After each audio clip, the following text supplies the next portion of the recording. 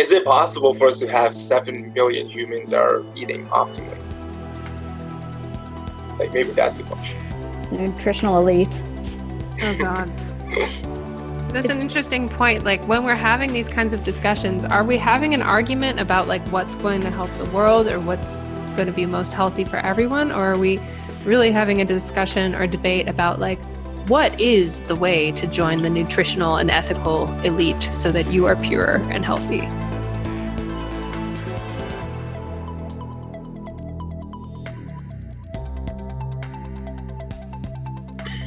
Hey, everybody, and welcome to this episode of the Multiversity Project.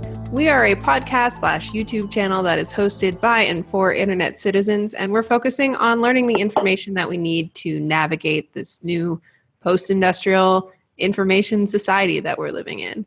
A lot of people say that veganism is the diet of the future. It's hard to get statistics. Approximately between 0.7 and 6% of the US has identified as vegan in the past few years, according to various polls.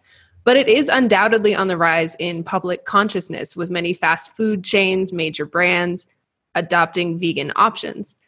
Veganism is a way of living which seeks to exclude, as far as practicable and possible, all forms of exploitation of and cruelty towards animals for food, clothing, or any other purpose. That's the definition given by the Vegan Society, which coined the term. Now, many of us on the show have interesting, conflicted relationships with veganism, with meat eating, with animal rights movements. For this discussion, we've decided to bring on guest Saad Khan, who is a vegan activist based out of Toronto. Hello, Saad. Hello, hello. Welcome to the show. So first off, Saad, can you just briefly introduce yourself and how long you've been a vegan, what brought you into the movement? Yeah, sure. So I went vegetarian and mostly vegan around 2014, and I think I've been vegan since around 2016. I started thinking about animal rights much more seriously, really just off of a Facebook discussion with a friend. And at the time, it was really much more of an emotional decision where I realized that it just doesn't feel right for me to eat animals, and I didn't think I had to, so I just tried not eating it, and it worked out great. But since then, about a couple of years ago, I became really involved in activism and really just the vegan community in Toronto in general. And as I developed a little bit more of a sophisticated, I would say, ethical stand on veganism. And I just, through advocating it and talking to so many people about it, my thoughts about it have grown. And be happy to explore that. Thank you so much. Okay, so I wanted to just have us each introduce ourselves very briefly too, and explain like what is our relationship to veganism and meat eating. Sure. Chris, do you want to start? Sure. So my name is Chris Guida. I am an omnivore, meaning I eat meat and vegetables and other things. I don't like factory farms. I don't like sort of mistreated animals, and obviously I feel empathy for animals, but I think there are practical considerations that are keeping me from being vegan. My name's Ariel. I'm also an omnivore. I eat a pretty varied diet, though there's some things I cut out, like gluten, corn syrup, a couple other things, alcohol. I was a vegetarian for 12 years with a brief gap in the middle. And I very briefly tried the vegan diet a couple times, but it's never worked too well for me. My name's Kurt, so I'm an ovo-lacto vegetarian. I still eat eggs and cheese. I guess occasionally I eat meat, or have a couple of times over the past month, but generally I don't eat meat. And no meat, no chicken, no fish. All right, I'm Katie. I am a relatively recent ex-vegan, I suppose. I've been basically a vegetarian for the past 14 years. Ovo-lacto, and I spent about 3.5 years completely vegan.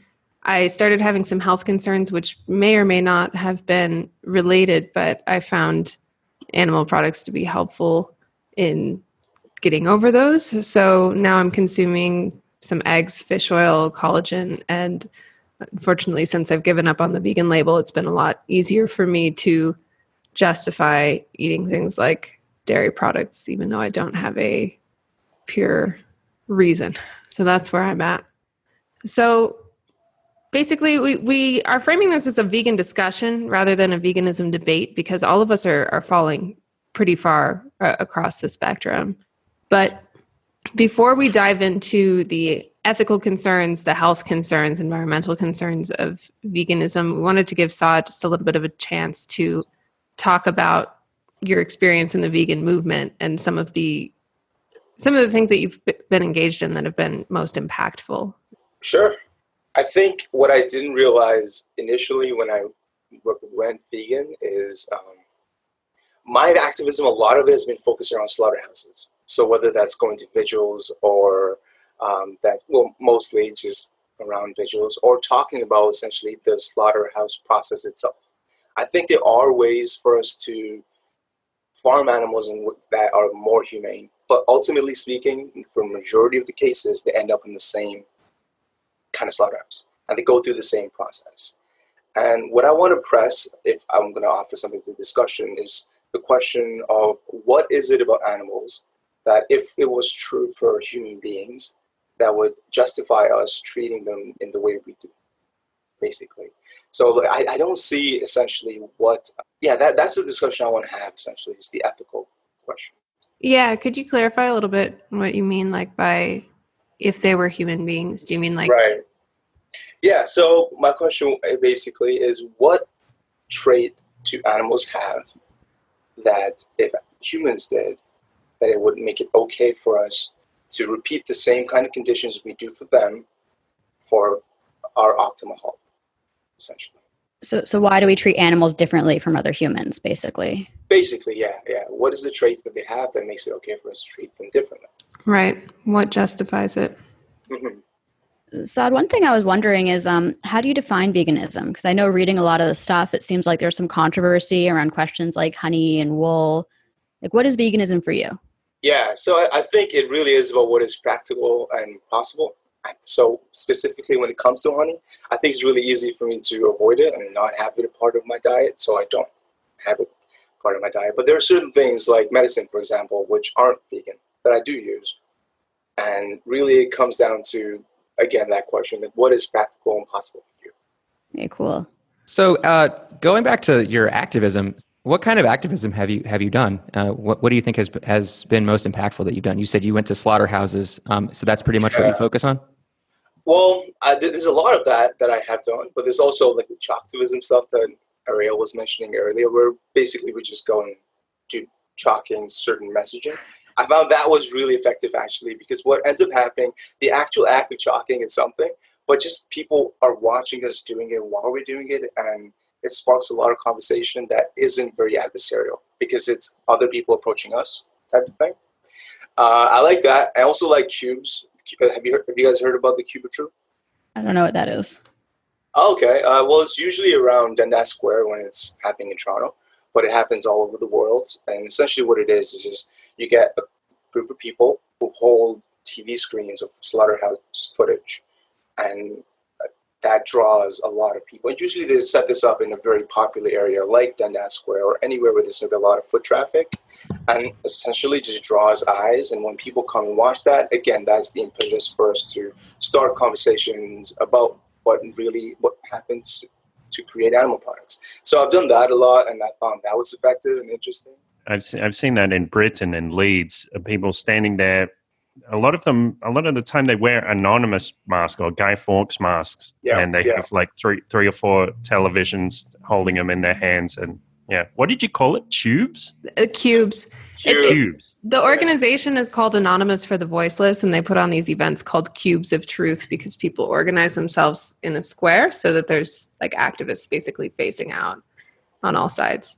I actually participated in one of these at Anarchapulco a couple years back. I remember. That's really interesting. Were you involved in the Antlers protest in Toronto, Saad? I didn't go to any of those, like in particular, but I know the people who organized them. I've done other protests with them, but I didn't do any of the Antler protests. I know they got a lot of exposure. And I know very basically what happened is that they put a chalk sign outside their restaurant, and it said venison is the new kale, and that attracted vegan protest. And in response, the owner basically took a table out to the front window and started he started cutting up a venison leg in front of the protesters, and it blew up basically in Canada. Yeah. I know that much as well, and I know why they picked that particular restaurant. The backlash has been, at least they're making an effort to choose humane meat. So why are they focusing on them as opposed to other restaurants which are way worse in their animal, I guess, treatment? I think the reason they picked that restaurant in particular is because, well, a lot of animal rights activists want to advocate, and I want to advocate as well, is complete animal liberation, to get to the point where we're not using animals at all. And I think by highlighting a restaurant like that, the point of the conversation is to really press that point in particular. Do we have to use animals at all? Is it okay for us to exploit them at any level? What do you consider like using animals to be? So it comes back to my definition earlier, what is practical and possible? Is it necessary for us to eat meat, basically? And if it isn't, then is it okay for us to cause animals any amount of suffering for us to procure meat? And I would say it isn't. So you mentioned the word practical and possible. Did you say practical or practicable? That's a good question. I have to think on that more. I need to the differences between those two words. Right now I'm going to say practical, but maybe I can refine that. Okay. That was just a point of discussion among us, so I wanted to. Well, it's a difference in degree. The Vegan Society uses the term practicable. I think practical is a little bit of a lower standard than practicable. Practicable is more like, can you do it? And practical is like efficient or convenient. Convenient is maybe a little bit stronger of a word than practical. The way I see it is it's like the difference between making something your number one priority and versus making something one of several priorities. So, if I have a cat and the cat needs to be fed, then I'm only going to get a cat if it's practicable for me to feed the cat. Like if I can always make it my priority, right? Because I don't want to be like, I'm going to feed the cat maybe if I don't have other plans. So that's sort of how I see the difference between those two words. Okay. Well, I guess in my case, then I do have it as a pretty high priority for me to avoid animal products at all.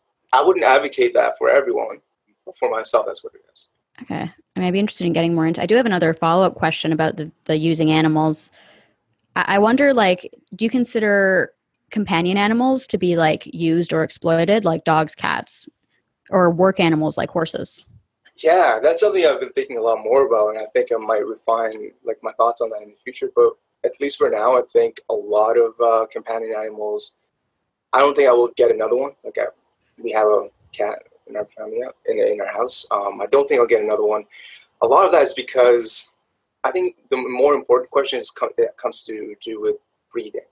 The fact is there are already so many cats and dogs that whether I adopt them or not, maybe they would go on to, their life would be worse off if someone didn't adopt them. So I'm not quite sure when it comes to companion animals. I think work animals is a little bit more clear. I think in many situations that wouldn't be something I would advocate. But we'd have to go case by case, though, I do think. It's hard because I don't think animals can give consent. What about, say, with seeing eye dogs? Yeah, that's a good question. I think from what I can tell, in a lot of cases, seeing eye dogs are treated really well, and they are not really expressly not happy with this situation, so maybe it should be okay, because I do think it's possible for animals and humans to have symbiotic relationships. But at the same time, I don't know enough about them in particular to have a strong stance on it. Well, this is something that was always really controversial. When I was vegan and talking to vegans and kind of in the vegan movement, this is something that vegans will go back and forth on and debate amongst themselves. There are certainly some that will take a hardline stance of no pets, no companion animals, no work animals whatsoever. There's others that feel kind of like you said, Saad, if the relationship could be characterized as symbiotic rather than exploitative, which obviously is, of course, kind of subjective, then it's okay. I think the thing is, because animals can't consent, but they can take away the consent. They can say no much better than they can say yes, to be Yeah, I was going to bring up like cats. A lot of times people allow their cats to just kind of roam around outside, inside, Yeah. whatever. The cat could run away if it wanted. And Right. I think that's a perfectly healthy relationship. They just leave food out for the cat and, it hangs out there most of the time maybe, but it's basically free to leave if it wants. So I would say that's a perfectly ethical relationship. Yeah, but then what happens when the cat runs away? They're like, my cat's missing, and they put up lost cat posters and they try to get it back. But maybe the cat just had enough breaking up with you. Saad, so you said you are in favor of life-saving medical research on animals. Well, I'm not going to put like a general statement on it. I would have to evaluate it on a case-by-case type of situation. But I'm not entirely against medical research that uses animals, because it comes back to that question of what's practical and possible. And I think in many cases, I would advocate and think it would be all right. Okay, cool. Because I think for my ethical framework, what I'm looking at is what minimizes suffering for all beings. And that's a really hard question to answer. But I think I'm not going to say that in every case, that means the animal use is never okay. Because it comes back to evaluating that question, what minimizes suffering. Right. And I assume you'd be okay with killing animals that are parasitic on humans, like guinea worms and tapeworms and stuff like that. Yeah, of course. And in self-defense in general. Okay. So with the medical research thing, I watched this documentary called Earthlings, and they do make it seem as if the experiments on animals almost never have any benefits, or that animals are so different to humans that it doesn't really tell us a lot about human physiology. So do people have an opinion about that? I mean, yes, I have a very strong opinion about that. It's kind of what I studied in school, and it's a completely bogus argument. Virtually every medical advancement of the past 100, 200 years has been due to animal testing. Animals share a ton of physiology with us, especially mammals who we use in animal testing. And the advantage of doing experiments on animals is we can do a lot of things that would be unethical to do on humans. We can do experiments where they might die or be mutilated. We can do experiments where we randomize things that we wouldn't be able to randomize on humans. So without, really treating certain human populations very badly, there'd be no way we could replicate what happens with animal research. We sort of have to sacrifice medical research generally. Right. I think the question I would want to ask is, how much animal research do you think currently happens that isn't all that effective or useful? I mean, yeah, we looked at this a lot. One thing that's really unfortunate is that there's no central database of unpublished studies. So a lot of the time you'll have something where there's an intervention that seems like it might work, but doesn't. And so someone will try it. It won't work. They won't publish anything. And then someone else will try it. It won't work. They won't publish anything. And each time this happens, you'll get 50 rats dying or whatever, or being, their lives going unnecessarily. So, I mean, one thing that could do a lot to reduce the suffering of animals in research is if there was a central database of unpublished data. So if someone has an idea, before they just go and try doing the study, they look and see if it's been tried and failed before. So there's definitely protocols that can be used to improve research efficiency and to minimize the harm there that's not happening right now. Right, but even outside of that, how many areas are there where animals are not actually very good analogs? Where you will never get a very conclusive result just because the analog isn't there, you know what I mean? I mean, I think one area, unfortunately, for our discussion today is nutrition. Because the way we process food is quite different from other animals. So that's why when we're going to talk about nutrition, we're going to have to recognize that we're talking in certain speculative ways and that there's some stuff that we just don't know. Right. Because, a rat can tell us a lot about whether an antibiotic is going to kill us, but it can't tell us a lot about whether the keto diet works. Well, and I think what vegans would say to your prior statement about, we need this for medical research. We need some kind of testing for medical research. And so if we can't do it on animals, then we have to do it on humans. I think the vegan response would be, well, if it's unethical to do on humans, then why is it ethical to do on animals? Yeah, this might be a good segue into our discussion on ethics. Yeah, I was just going to say that because, Saad, you raised an interesting question early on, which I think ties into this a lot, which is, what is it about animals, if anything, that justifies treating them by a completely different moral standard? Right. And I do notice that question presupposes that it's a quality or trait that's different. And so I sort of do prefer the more general question of why do we treat humans differently from animals? Sure. Well, I guess I'm assuming clearly that there are qualities and traits that are different. Yeah. But those qualities or traits might not be the thing that's the defining difference. It might be something that's not a quality or trait. Okay, fair enough. What is the reason that we feel it's ethically justifiable to treat animals completely differently from humans? I don't even think that we treat them completely differently from humans. I think in many ways we treat dogs, for example, very similarly to humans. But yes. As a rule, we use beagles for testing cosmetics. I mean, as a general rule, the reason why I treat certain people the way that I want to be treated is because I empathize with those people. And hopefully I can empathize with all people, and I can treat all people as I would like to be treated. And, I don't treat a mosquito the same way because I don't empathize with a mosquito, because I'm very different from a mosquito. And also it's biting me and I want it to go away. So there's a spectrum of things that I empathize with, and things that I kind of empathize with, and things that I kind of don't really empathize with, and things that I definitely don't empathize with. And so I think this goes for all people. And I think that this defines basically what's your in-group and what's your out-group. And so I think you're going to treat people in your in-group differently from how you're going to treat people in your out-group.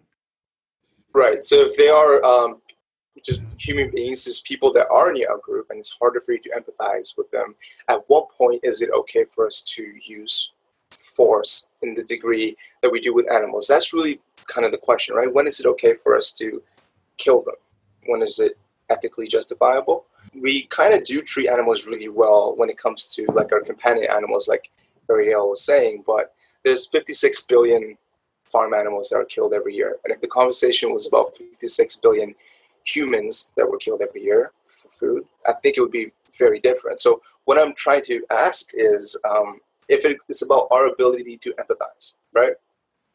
If you could not empathize with a certain group of humans, or if you had a difficulty in doing that, would it then be okay for you to kill them? Empathy is like whether or not I empathize with someone is the criteria that makes it okay or not okay. But it might be whether or not society empathizes with a particular group is probably practically what determines how they treat them.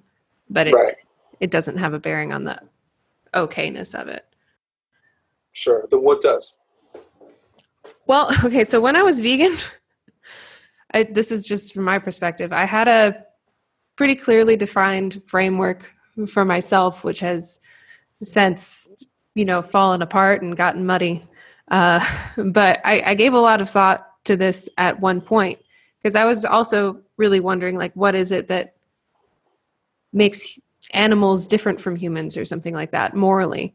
And I was thinking, okay, is it about the level of intelligence that they have that makes it justifiable? And I had to say no, because we don't feel that way about children, about babies who are not intelligent, about mentally retarded people. Is it about the fact that they don't have human DNA?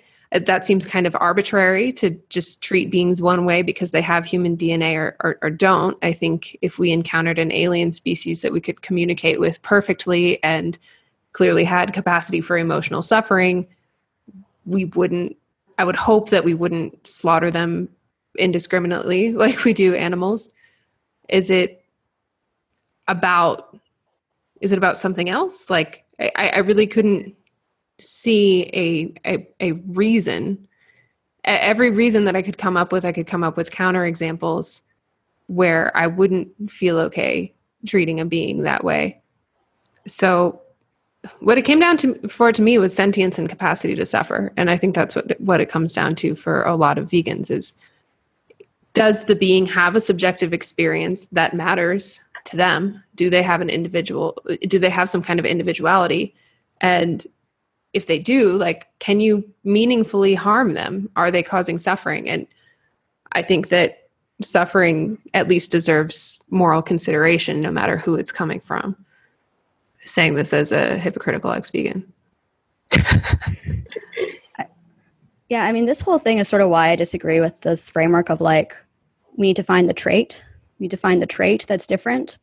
Because I don't think it's about that. Well, What if is it's it not about? about the trait, then it's about some abstract framework that we've constructed that has nothing to do with the beings that we're inflicting suffering on. Mhm. No, I mean, for one thing, I don't like, I've sort of objected to your use of the word indiscriminately and how we slaughter animals, because it's not indiscriminate at all. It's very discriminate which animals we slaughter and why. But to get to the question of why is human life more valuable than other life, which I absolutely believe is the case, is because Oh, yeah, human life can be more valuable than other life, but it's not really. That's why I specifically asked, when is it okay for us to kill them? It's really about that specific question. Like, what trait is it about them that makes it okay for us? yeah, I'm rejecting the framing of that question because I don't think it's a trait that's different. What do you think it is that's different? Yeah, what's different? It's the fact that we're human beings, and human beings seem to be special, and the things that we're doing seem to be important. If you look at being special a trait? if you agree with the basic premise that the things human beings do are important, they seem to be more important than the things that other animals are doing. They seem to have a purpose. They seem to have some kind of teleology. If you agree with that, then it does kind of justify a different treatment towards human beings than towards other species. And I do think that other species deserve consideration. I definitely believe that. But I definitely would value human life above all other life by a large margin. But even if somebody is intellectually disabled or something, and it's very unlikely that they'll do something of purpose in their life that will improve the lives of others or something like that. Even in that case, you still think humans should be given this privileged treatment. I'm not sure it's the case that intellectually disabled people do nothing of importance to the human species, human project. Right. Well, no, that's not necessarily the case, but then that would be the same thing for, say, a dog, a seeing eye dog. I definitely think that dogs are doing something very important. Yes. Yeah, Dogs are our partners on this planet. I think it's with good reason that we extend them a lot of regard, that we extend them advanced medical treatment and comfortable lives. Well, and going back to this, So important to whom? Are animals not doing something important to themselves? well, so going back to the world?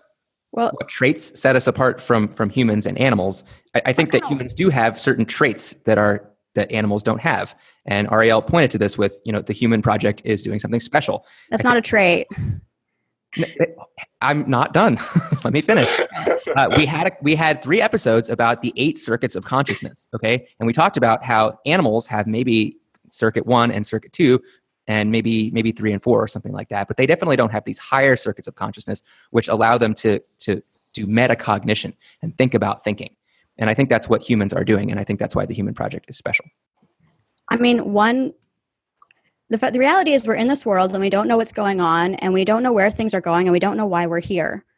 But we seem to be different from other species in that the things we do and the patterns we enact in this world and the way that we're able to understand them seems very different from other animals. There's a few different ways of looking at it. We could look at it, it's the result of just random chance and nothing has any significance, in which case there's no real reason to value us above other animals.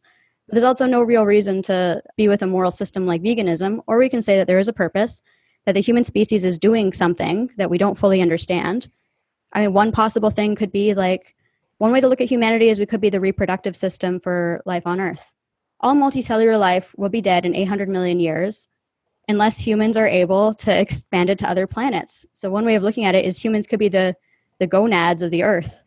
Right. And that would justify valuing us above other life forms. So I don't think it's hard to deny that humans are special. They clearly are, and that they're important. But the question is not whether or not we're more important than other animals. Because if you were to compare a human life to that of a mosquito, yeah, I'll definitely say human lives are more important. Right? I don't think that's that difficult. I specifically wanted to focus around whether or not it's okay and justifiable for us to kill them, though. Human life could be special, and it is, and it could be important, and it is.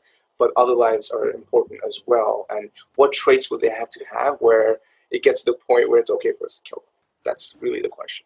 I do agree that other kinds of life are important. I definitely agree. But question I have for you, Saad, is why do you consider a human life to be more valuable than the life of a mosquito? Well, it comes down to, I think what Kitty was saying earlier, is the capacity to suffer. Okay, so mosquito is less. I would say has lower capacity to suffer. Are you okay with killing mosquitoes? In self-defense, for sure, yeah. Have you ever stuck a pin through an insect and watched it twitch and? I know Behaviorally, I it know looks like insects can suffer. not enjoying it. Yeah, it's not that they are completely trivial, like they're morally irrelevant. I wouldn't go out of my way to hurt insects, and I would try to avoid hurting insects wherever possible. But I do think humans have greater capacity to suffer because they live longer, they have more complex nervous systems and brains, and they have emotions, they bond. So there's lots of reasons to believe that I think humans have more capacity to suffer compared to insects. Okay, do you think humans have more capacity to suffer compared to like reptiles?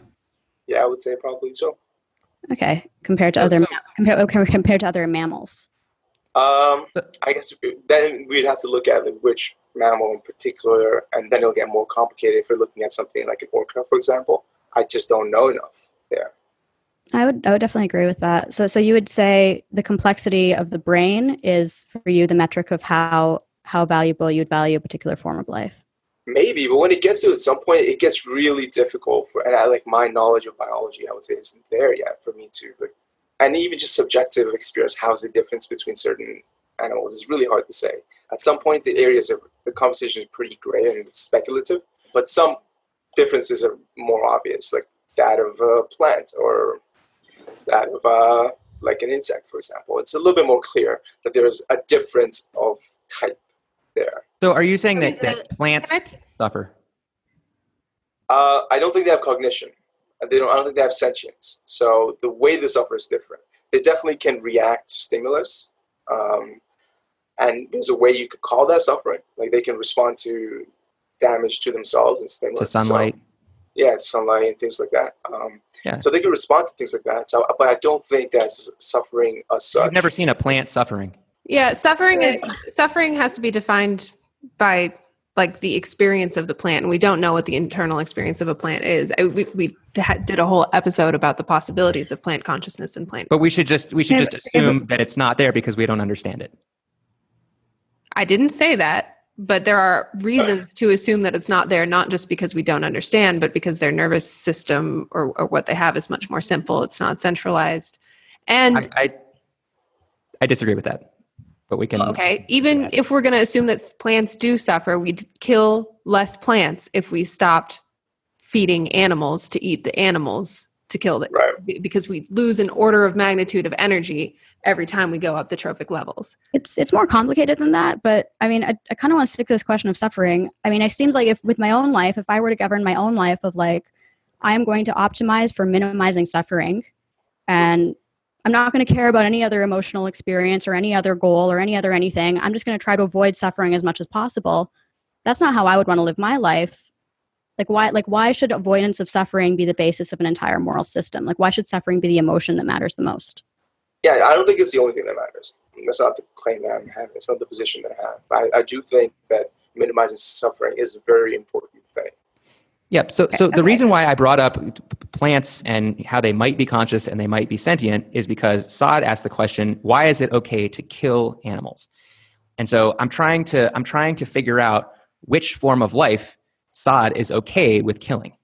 Because my point with this is that there is a line. There are certain forms of life which you are okay with killing regardless of whether you know that they have a subjective experience or not. You assume that they don't have a subjective experience because your subjective experience is significantly different from their subjective experience, but you don't know and you can't know. Katie, your response was good, but that not killing animals kills fewer plants, but that's an argument about degree that like you're agreeing with my premise. So, well, I wasn't. Form of life is more valuable than this form of life, and so it's okay to kill this form of life if we're going to save this form of life. I wasn't necessarily agreeing with your premise that the plants do suffer, or that I agree with you that we can't know whether plants suffer or not. We can't know, but I disagree with the framing of like, you don't know, so you're just making an assumption. Like, there's a lot of reasons to think that a pig suffers more than a dandelion, and it's not purely arbitrary. And we all know that. This is only an argument people make when they're being facetious. I agree that, to me, I empathize more with a pig because a pig is more similar to me. And so I can see when a pig is suffering, and that produces feelings of distress in me because I'm very similar to a pig. it's not anything objective that's happening. It's a subjective thing. It's not just about similarity. It's also about complexity. Whether you were there to observe it or not, the pig and the dandelion, if they do suffer, right? Whether you're there to observe them or not. So how does suffering happen, and what do you think it is? Is it an emotional state? Is it what is it? Yeah, I think that all forms of life suffer because suffering is important for success. You have to have a reward system in order to learn and grow. So plants have this. Plants have a reward system. They grow towards certain things, and they grow away from other things. And when something bad happens, they learn from that. And it might take a really long time because they're as you guys noted, they're not a very complex form of life, and their cognition happens a lot more slowly. But I think it happens. Plants are very complex. They don't have a nervous system. Sure, they're complex. I mean, like cognitively complex. But maybe they are. Maybe they're even more cognitively complex than humans. If you take a forest, it's like billions of trees or something like that. Maybe that taken as a whole is actually more intelligent than a human. Right, and our suffering and our ability to suffer has important adaptability implications, but that's not all it is. Like our reproductive system has important adaptability consequences as well, but the discussion around sexuality is a lot more than just that. And I think the discussion around suffering is a lot more than that too. So what do you think suffering actually is? Is it specifically an emotional state? And if so, how can plants have emotional states? It's a negative reaction to a negative stimulus. No. So is it just any negative reaction, or is it an emotional space? Because emotion is more than just a negative reaction, right? It's like a cognitive thing. It's not just about reaction. Like what you were saying, Chris, that you need to have some kind of a reward system. You don't need to have an internalized subjective reward system in order to guide yourself. Like we can look at self-driving cars as an example. They perceive things through cameras, through different types of sensors. They have a system which is kind of a feedback loop, which tells them to go certain ways to avoid certain consequences and go for other consequences. But that doesn't mean that they have an internalized sense of suffering. There's a difference. You can have perception and you can have reaction without having sentience or suffering. You could write really simple computer programs where they are quote unquote life forms that can adapt to certain things, and that would kind of fit what you're describing too. Like you can have just an abstract thing that kind of avoids what it abstractly would define as suffering. Like that's not enough. That's not the suffering as such, I think. I think suffering as such, the way we know it, is really about an emotional state. And I really don't think that's possible with plants because they don't have the capacity to have that. Yeah, I agree with all what Katie and Saad are saying. Chris, do you feel you have anything else to add to this topic, or I kind of want to change the subject? I mean, so how complex do computers have to get before we start to empathize with them and feel like it's immoral to kill them? It seems like we're pretty close. Chris, I think that's sort of irrelevant. I think to make the point that Katie and Saad are making, all you need is to recognize that modern current computers who do have a aversion and attraction don't have sentience. That's all you would need for their point to stand. But the difference between that and plants is that we designed the computers and we know exactly how they work. And so we know that they don't have a subjective experience. But we didn't do that with plants. I think we all agree that we can't know. I think we all agree that we can't know for sure whether or not plants have sentience. But we can maybe tell with a greater degree of certainty that other animals do, particularly vertebrates. Right. And I would say that's kind of a anthropocentrism. You're just relating to other species which are more similar to you because you empathize with them because you are more similar to them. That's not what's going on. Well, I think the similarity does give us a greater degree of certainty. The similarity gives us a greater degree of certainty because when creatures are more similar to us, it's easier for us to understand what's going on with them. That's true. But that similarity provides a greater degree of certainty. All we're saying is that there's a greater degree, and that's all that we're saying. There's a greater degree of certainty around the animals that are closer to us and a lesser degree of certainty around creatures that are more alien to us, like plants. Sure. Well, but vegans like to talk about things like fish. Do fish feel pain? I would say that fish absolutely feel pain. But a lot of why would you say that? That's relatively unknown among because they're a form of life that evolved over billions of years, and somehow they survived. And in order to survive over billions of years, you have to be able to react to your environment. Okay, I'm sorry. Let's move on. We've already established that that's not true. Yeah, I think this is getting played. No, we haven't. Yeah, let's move on. Okay, I have a question for Saad. I have a question for Saad and Katie that's been coming up for me in this whole discussion. Is I feel like with all this focus on suffering, I guess I want to clarify a little bit. What is the metric that we're using to determine the value of other life? It seems to me it's likely that fish, reptiles, mammals, birds, and humans all experience suffering, but it also seems to me that let's say mammals and humans experience, maybe birds, experience a wider range of other emotions. And it seems to me that should be taken into account. What do you guys say to that? I want to respond to this because this whole conversation, I feel like there's a distinction between how much something can suffer and how much something is valued. And I also don't think that we should be basing whether or not it's okay to kill someone over how valuable they are. So I disagree. I disagree. Like when we're talking about, is it okay to kill someone? We're not talking about like how much of a contribution are they making to society? I think society would disagree with you on that. It's not just about contribute. Okay, well, let's say this, Katie. Let's say a mosquito bites your ankle versus let's say a human child bites your ankle. Let's say a dog bites your ankle. You're probably going to, I would guess you would be more likely to kill the mosquito than either the child or the dog. And you'd be more likely to kill the dog than the child. Like what makes that?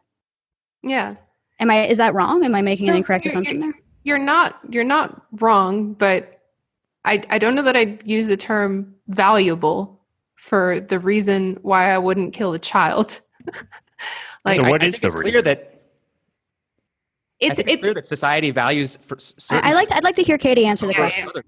When we're talking about value is a subjective term. It's talking about how we see other things. It's talking about how we value someone else. How useful or valuable are they to us? Or at least that's how I see the term valuable. It's like you're talking about like how good are they? But like value is a subjective thing. And if I'm saying something's valuable, I'm saying that it's valuable from my perspective. But the perspective that I want to focus on, if we're talking about killing someone, like if we're talking about a victim, is the perspective of the victim. I think we need to center the conversation about whether it's okay to kill someone on them and not around what we think of them. Does that make sense? Yes. Do you think it was ethical to kill Ted Bundy? Okay. Value is intersubjective. Katie, it's not purely subjective. Hey, Katie, you kind of explained why you don't feel value is a good metric. What do you think a good metric is for? What is your reason for why kill the mosquito right away? Maybe kill the dog if he's a vicious threat, but you would not kill a human child, even if the human child was like biting everyone. I think it has to be about maybe value is the best term that I have, but not value just to me, like value to them, like what's going on inside of them for them. Because when you're snuffing out a life, you're snuffing out an entire internal universe. And I think it's justifiable if you're talking about defending my universe over your universe, especially since the mosquito's universe is very small and probably doesn't matter that much to them from their perspective. A dog's is going to be much more complex and grand. A baby's is like complex and grand and also an explosive bundle of potential. It's about that little universe or light that we're snuffing out. Well, it's clearly not just about that, though, because it's also about the other person who's choosing to kill. Like there's a balance being made, because you're not saying that all killing is always wrong. Yeah. I mean, there's multiple players. So if two players are in conflict, then you have to kind of evaluate both. I guess Chris's question of whether or not it was okay to kill Ted Bundy, I'm actually not sure how he was killed. I'm not in favor of the death penalty. Electric chair. Okay, then no, I'm not. I'm morally opposed to the death penalty. Even though he killed like 30 people and raped them and had sex with their dead bodies. I think that the criminal justice situation should be about protecting others and really nothing else. I don't believe in retribution. So no. So you thought that was unethical for him to die? I mean, Yeah, Katie said yes to that question already. yeah. Okay. I mean, Point of disagreement between us. it seems to me that everyone is kind of agreeing that human beings are more valuable than other forms of life, as far as I can see. And it seems like there's two ways you can get to that, and they both work. Like, you either say the human experience is more complex than other forms of life, and human beings have a wider range of experience, and the experience is valuable. And so a human experience is worth more than a pig experience, which is worth more than a lizard experience, which is worth more than a mosquito experience. Or you say that there's something sacred about being a human, that there's some divine spark within humanity that is worthy of protection, and we don't know why, but it's related to this work that we're doing in this universe that we don't fully understand. And I would say, either approach depends on your philosophy about the universe, but I think both work just fine. I want to explore that approach more, the one where you're saying human beings have a divine spark or where they're important. Other species have just a big of an importance in what we are doing, what's happening on the planet. Like, if the bees were to disappear tomorrow, that would maybe even have a bigger impact, or maybe an equivalent impact to human beings disappearing. Because without the bees, we wouldn't have anything that we have either, right? So yeah, for sure. I definitely agree. And no, I was just going to say I could use this to segue into the environmental factor, because the bees thing is really interesting, and I think can end up being a big critique of the vegan diet. But I mean, to get to the point that I think you were making before we segue, it's possible that bees are the most important species in the universe, and that whatever they're doing is there's like a bee Jesus, and they're fulfilling some important purpose for, as far as bees go. I don't know. I think all animals do fulfill a purpose. Like, if we're in this purposeful way of looking at things, then the bees are doing something very important. The wolves are doing something important. The dogs are doing something important. Like, it's all like a dance that's happening between everyone. And if you scale unfortunately, the role of some species is to be prey. Sure, but if you scale it that far out, like, is there any way this conversation is anything other than speculative? No, it's very speculative. Of course, it's speculative. Yeah. It's speculative either way. Like, speculating that nothing matters, and so we might as well not eat meat is also speculative. Well, okay. Right. So even if it matters, and I don't understand the argument. Like, even if humans have some kind of divine purpose, which I don't even know how to engage with that kind of a hypothesis. Like, even if that's true, the question is, for me, like, in the real world, for sure, we have hundreds of billions of animals that we're like putting in tiny cages and that are like really, really, really immensely suffering. And even if humans are divine and like better and more special, why is it okay to do that? I find it interesting how it always gets back to this like suffering and factory farm thing, because it seems to me that's irrelevant to the vegan argument. It seems to me that's more relevant to the argument of like, should we be reducing our meat consumption, which I definitely agree that we should be. Like, I definitely disagree with the factory farming system, and I think, should, as a civilization, move towards a system where that does not have to occur, because it is very evil. But you guys in the vegan side is arguing for no killing of animals at all, even animals that live lives of very little suffering to be consumed. So it seems to me that the factory farm thing is a little bit irrelevant to the vegan argument. No, I haven't advocated for no killing of animals at all. In fact, I've talked about multiple instances where I would kill an animal, like if a mosquito was biting me, for example.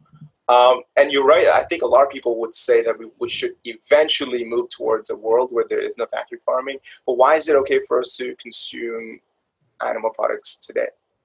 Exactly. Okay. So it's a different. Okay. Would you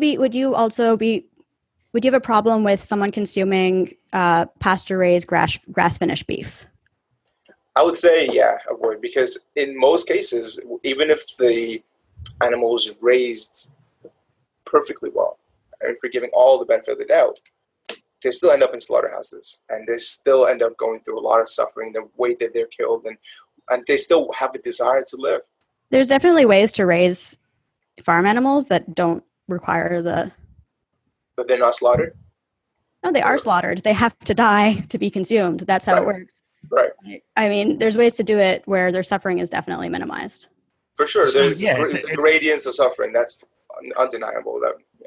But it is like, it's not just about suffering, because even if we could, like, people say humane slaughter, which is, it seems a bit strange to say that, but if you slaughter and if you kill an animal in a way that they won't even notice, like they're dead before they realize it, that you would still be against that, I assume. Yeah, I think so. In general, yeah, it would be, because I do think animals have a desire to live too, especially if we're talking about complex animals. Yeah. So it's not just about suffering. I mean, I guess you said that already. So there's something else going on there. It's not like ending a life of itself. That's something we should avoid. So there's a few different angles there. Mm-hmm. And that's an area where, like, my thinking on it is a lot more murky, but I'm happy to kind of like explore it. I think it's clear that animals have a desire to live, and just taking that away from them doesn't seem right. But it's something it's, I think, harder to do, for me at least, defend. And like, okay, the basic argument I'm making is if we believe that human beings have some important purpose or have some kind of, like I said, teleology, one example could be maybe we're the reproductive capacity of this planet, and our purpose is to bring life from Earth to the rest of space. That's one possibility. Then if we agree with the basic premise that eating meat adds to our vitality in some way, which we're going to get to in the nutrition section, then you can make the argument that that addition to our vitality is important enough to justify the killing and perhaps even some degree of suffering of the cows and the chickens and the fish and the so on and so forth. I think we might have to move into the nutrition discussion. I'm curious, though, before we do that, like just down the line, do we each agree with the premise that if it was unnecessary to kill or use animals, and if we could thrive just as well without animals, that it would be immoral to kill them? Do we agree with that premise? I don't think we can look at that premise without talking about the environment, to be honest. I would agree with that. I do want to invest. I feel like I'm still not totally clear though on Saad and Katie's, like whether you guys are saying there's an equivalence between humans and other animals, or whether you're saying that human life is more valuable than animal life. I would say that human life is more valuable than other life, or just because something's more valuable, which is subjective, doesn't mean that I should kill something else. Okay, so you think human life is more valuable? Wait, what do you mean subjective? Do you think like that's just what you think, or? Well, I think that value is defined by who is valuing the thing. And I think that human life is both more valuable to the humans experiencing it individually and also more valuable to me. Okay, so your argument is predicated on there being like no greater purpose in the universe. No, I mean, like, even if there was a greater purpose in the universe, I still don't see why that would. For me, the question is like, do we need to kill animals? Like, is it beneficial? Is it important for us to kill animals? And if it's not, like, I don't care if humans have a greater purpose, if humans are more valuable, like, just because we're higher on the totem pole doesn't mean we get to kill the things lower on the totem pole if there's no good reason. So no, of course not. That's why I'm arguing for a good reason. But anyway, Saad, do you feel that? So you're basically are arguing that human life is more valuable than. I'm going to try to mirror your argument and tell me if it's wrong. What I was hearing from our discussion is that you believe that human life is more valuable than other life, mammalian life is more valuable than other life, and it's related to the degree of the sophistication of the cognitive and subjective experience of the being. Yeah, I think that's exactly right. But I agree with Katie as well, because like valuation is obviously a subjective experience. Because value means how important are those life forms to me, right? It's my judgment on them, right? Because that's what value is. It is a subjective thing ultimately, because there's no objective purpose. There's only purposeful to whom. And for humans, if we are looking at, the human project or what other life forms are doing, it's from our perspective. So clearly it's a level of, it's about subjectivity. It's not an objective thing. So I also just want to point out that you're saying it's not okay for us to kill these animals, but in most cases, we bred these animals and brought them into existence. And if we abandoned them, they would not survive on their own in the wild. Yeah, I was thinking about that too. Yeah, I think the breeding is just as unethical because they're bred into existence for the purpose of consumption, right? Right. So you think that basically never bringing a life into existence in the first place is better than bringing it into existence and killing it? Yeah, I would say so. Yeah, I would say So absolutely. just- Imagine that you guys argument are- with humans. So you guys are saying we should allow cattle and chicken to go extinct? Sure, why not? Or in a few in sanctuaries or... Mm-hmm. Yeah, sanctuaries. Imagine this argument if you were making about humans. Imagine if humans bred humanoids so that we could harvest their organs. And you were making the argument that, what? You guys are saying that we should just let these humanoids go extinct? Like, we need to keep breeding them so we can keep harvesting their organs. That's their purpose. They wouldn't exist without us. Yeah, their suffering is going to be even greater because instead of a quick, painless death, hypothetically, it will be a long, horrible, suffering death where they don't have the ability to actually take care of themselves and survive in the wild. Okay, So I mean, ideally, we would take care of all the farm animals currently in existence and just not artificially inseminate and breed more. But you're arguing to defend these animals that, like, all of the animals that we've bred, we're gonna kill them. Like, we're just saying, like, don't artificially make more to kill more. So you're saying if we wanted to phase out eating meat, then there would be like just no more insemination. Like, let the ones that are alive now, just let them free, and if they die, then they die.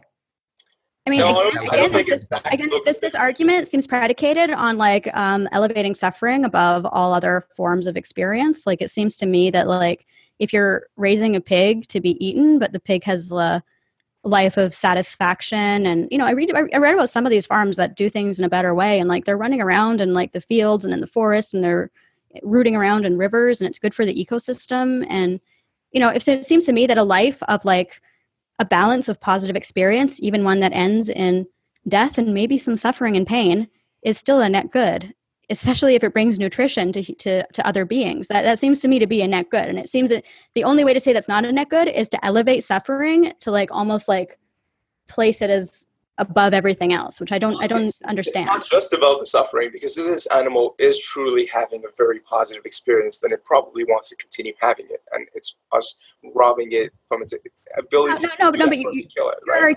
You're arguing here that animals should never exist, should never have the positive experience or the pain. That would be a better world. I'm certainly not saying animals should never exist. I don't know how. You're saying pigs and cattle and like they should be made extinct or else become like preserved species in zoos or something. I don't think we should like go out of our way to try to make them go extinct. That's not my case.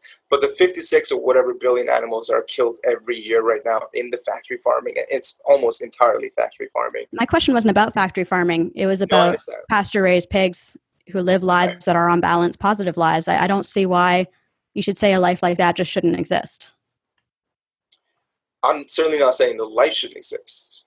But if the majority of these animals are not living in those conditions. Okay, but you'd be okay if they were. But you're okay with situations where animals are pasture raised and have good lives and then are killed and eaten. So that is okay for you. No, I don't think that's okay for me. Okay, why is it not okay?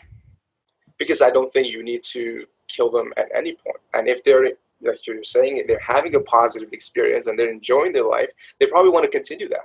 No, but you're arguing that they shouldn't be born at all rather than have that life. Imagine making this argument about people.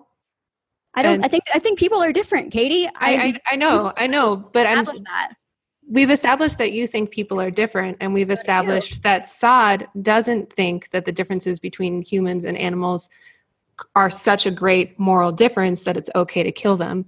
So from Saad's perspective, you imagine why you wouldn't make the argument that was okay if you were talking about a human, and then you'll understand why he's not okay with breeding something to kill it. Honestly, I still don't understand what the premise of difference is. I mean, in the case of a human, it would be the killing of a being that I consider to be sacred, to have a degree of divine spark that is beyond that of other animals. I consider it to be a being that has a richer cognitive and emotional and internal experience than other animals, which we have all established we agree on. And But it's they our don't own, always. and it's our own species. And Right, but cannibalism is, taboo and might even be sinful in some higher way. not So every it seems Being like that taboo doesn't apply to doesn't- animals. right, but not Why every does it individual. matter if it's taboo? That's just something about a culture. Right, Yeah, I Like, know, but I said that's one of 5 things I just said. sure. And it does influence my yes. Not every individual human is going to have a strong impact on what you were referring to earlier, like this human project, right? Many humans may have almost a negligible or even a negative impact in that project, but certain animals may have a larger impact. Like, what is it about the animal? I still don't quite understand your perspective from that. Okay, here's a question for you. Here's a question for you guys. Do you guys think we should replace animal testing, let's say, we should just put some mentally retarded people in there and do testing on them? Quite mentally handicapped to be at the same level as the animals. And in that case, they wouldn't be able to consent any more than the animals do. My answer is no. But I recognize that it's kind of arbitrary about like why I would give. It sounds so it's taboo to say something like this, but like why you would give a human with, say, like no mental capacity or vegetable capacity more respect than, say, a pig that has the emotional and mental capacity of a 3-year-old child. I recognize that. I'm talking the same. Let's say a mentally handicapped human being, but I mean, yeah, I would say no, because I think that it's important to preserve a culture of respect for other humans, and if we cross that line, then it's probably going to. I don't know. It just seems like it would be a bad idea culturally. Like we've already devalued animal life in a certain way, and I don't think that expanding that is a good idea by any means. I mean, maybe it could be better for the animals, though.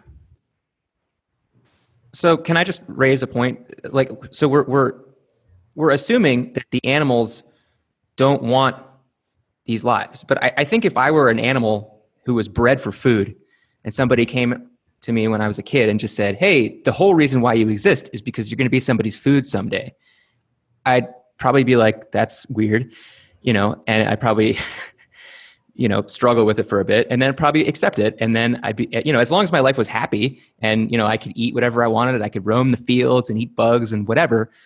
And then, one day I'd be like, one day I'm going to be slaughtered and I will go to be somebody's food and that'll be my higher purpose. My life has meaning. I mean, like, I'm not saying that all animals necessarily feel that way, but I'm saying maybe that is the animal's experience. And maybe if we could communicate that to them somehow, they'd be all right with it.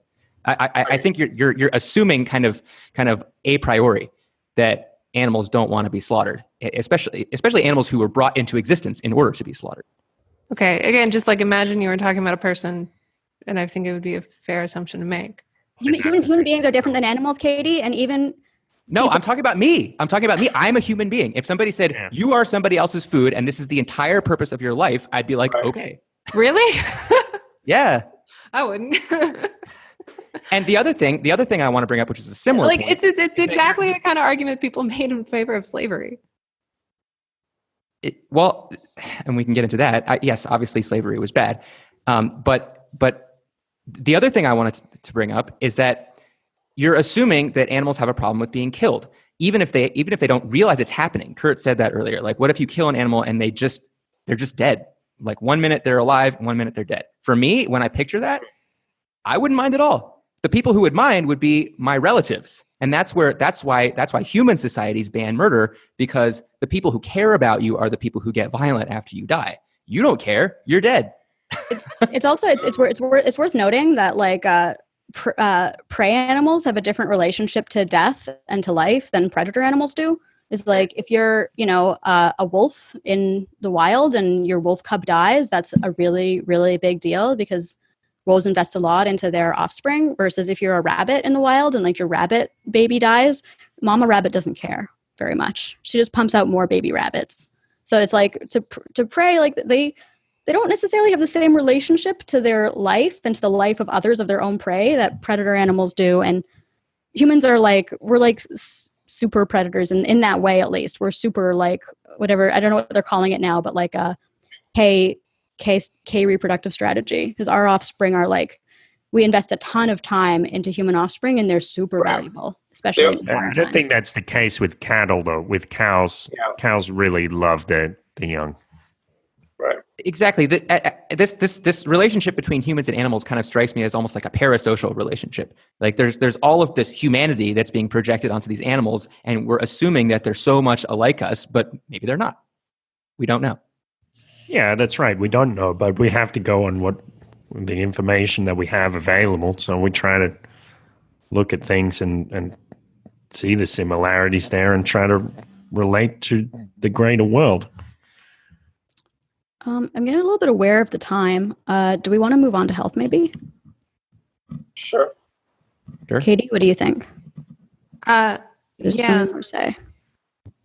I guess what I was trying to isolate down the argument like before moving to health, because I think that that's actually the biggest sticking point. I know it is for me. What I was trying to get at is like, if we could say that there was literally no benefit to killing animals, would you guys still be okay with killing animals?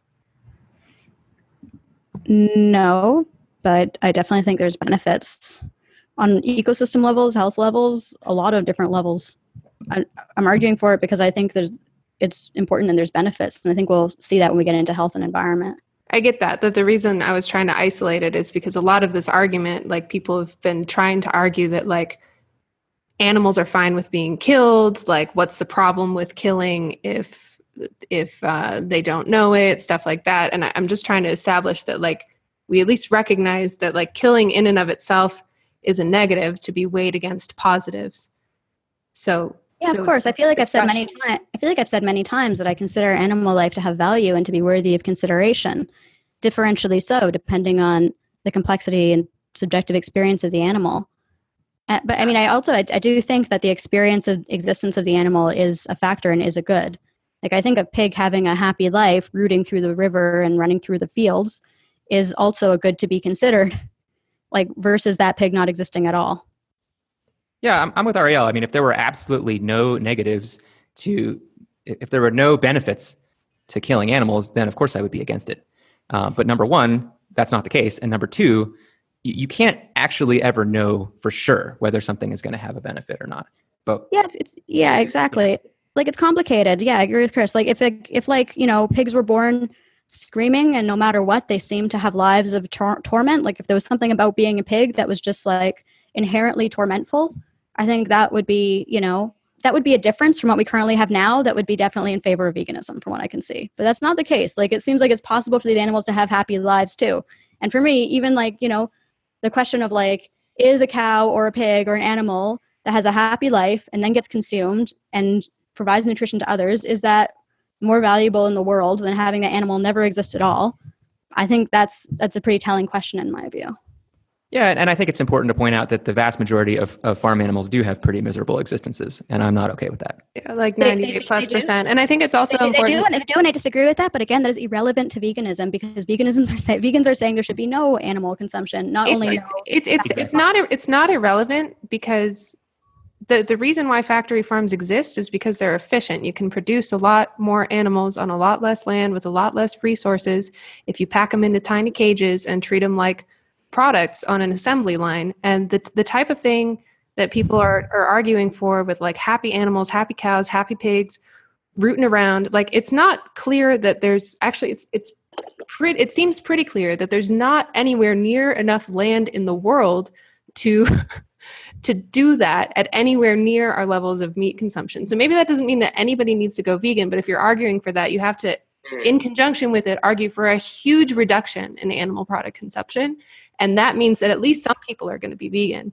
Well, so I think what I argue for is not necessarily a reduction in animal product consumption, but it's a reduction in those types of practices where you just breed more and more animals, and somehow people think that you're still getting the same quality. The same thing happens with vegetables as happens with animals. If you artificially inflate the volume of your product, you're gonna reduce the nutrition value of the product by a commensurate amount. And so, it's and I guess maybe we should segue into nutrition. I think let's say. And I feel like I also already said that I definitely agree that meat consumption has to be reduced. But like, well, I feel like, if you're going to say that the pasture system is okay, then I don't think there's any case for veganism. Note that I am an ex-vegan. Yeah. Okay. But we don't have to always disagree.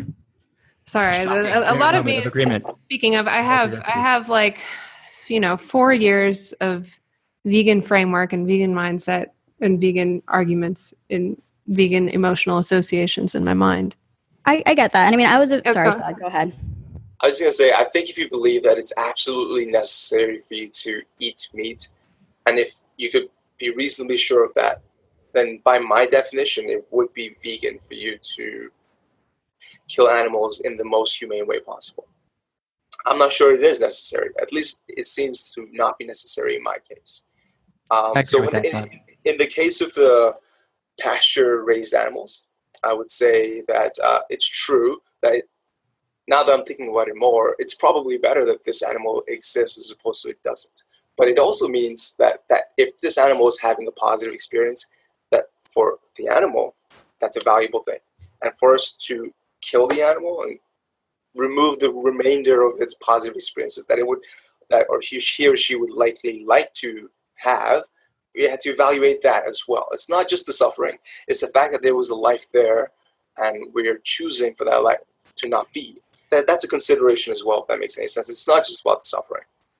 If it's a valuable life, then the individual wants to continue living it.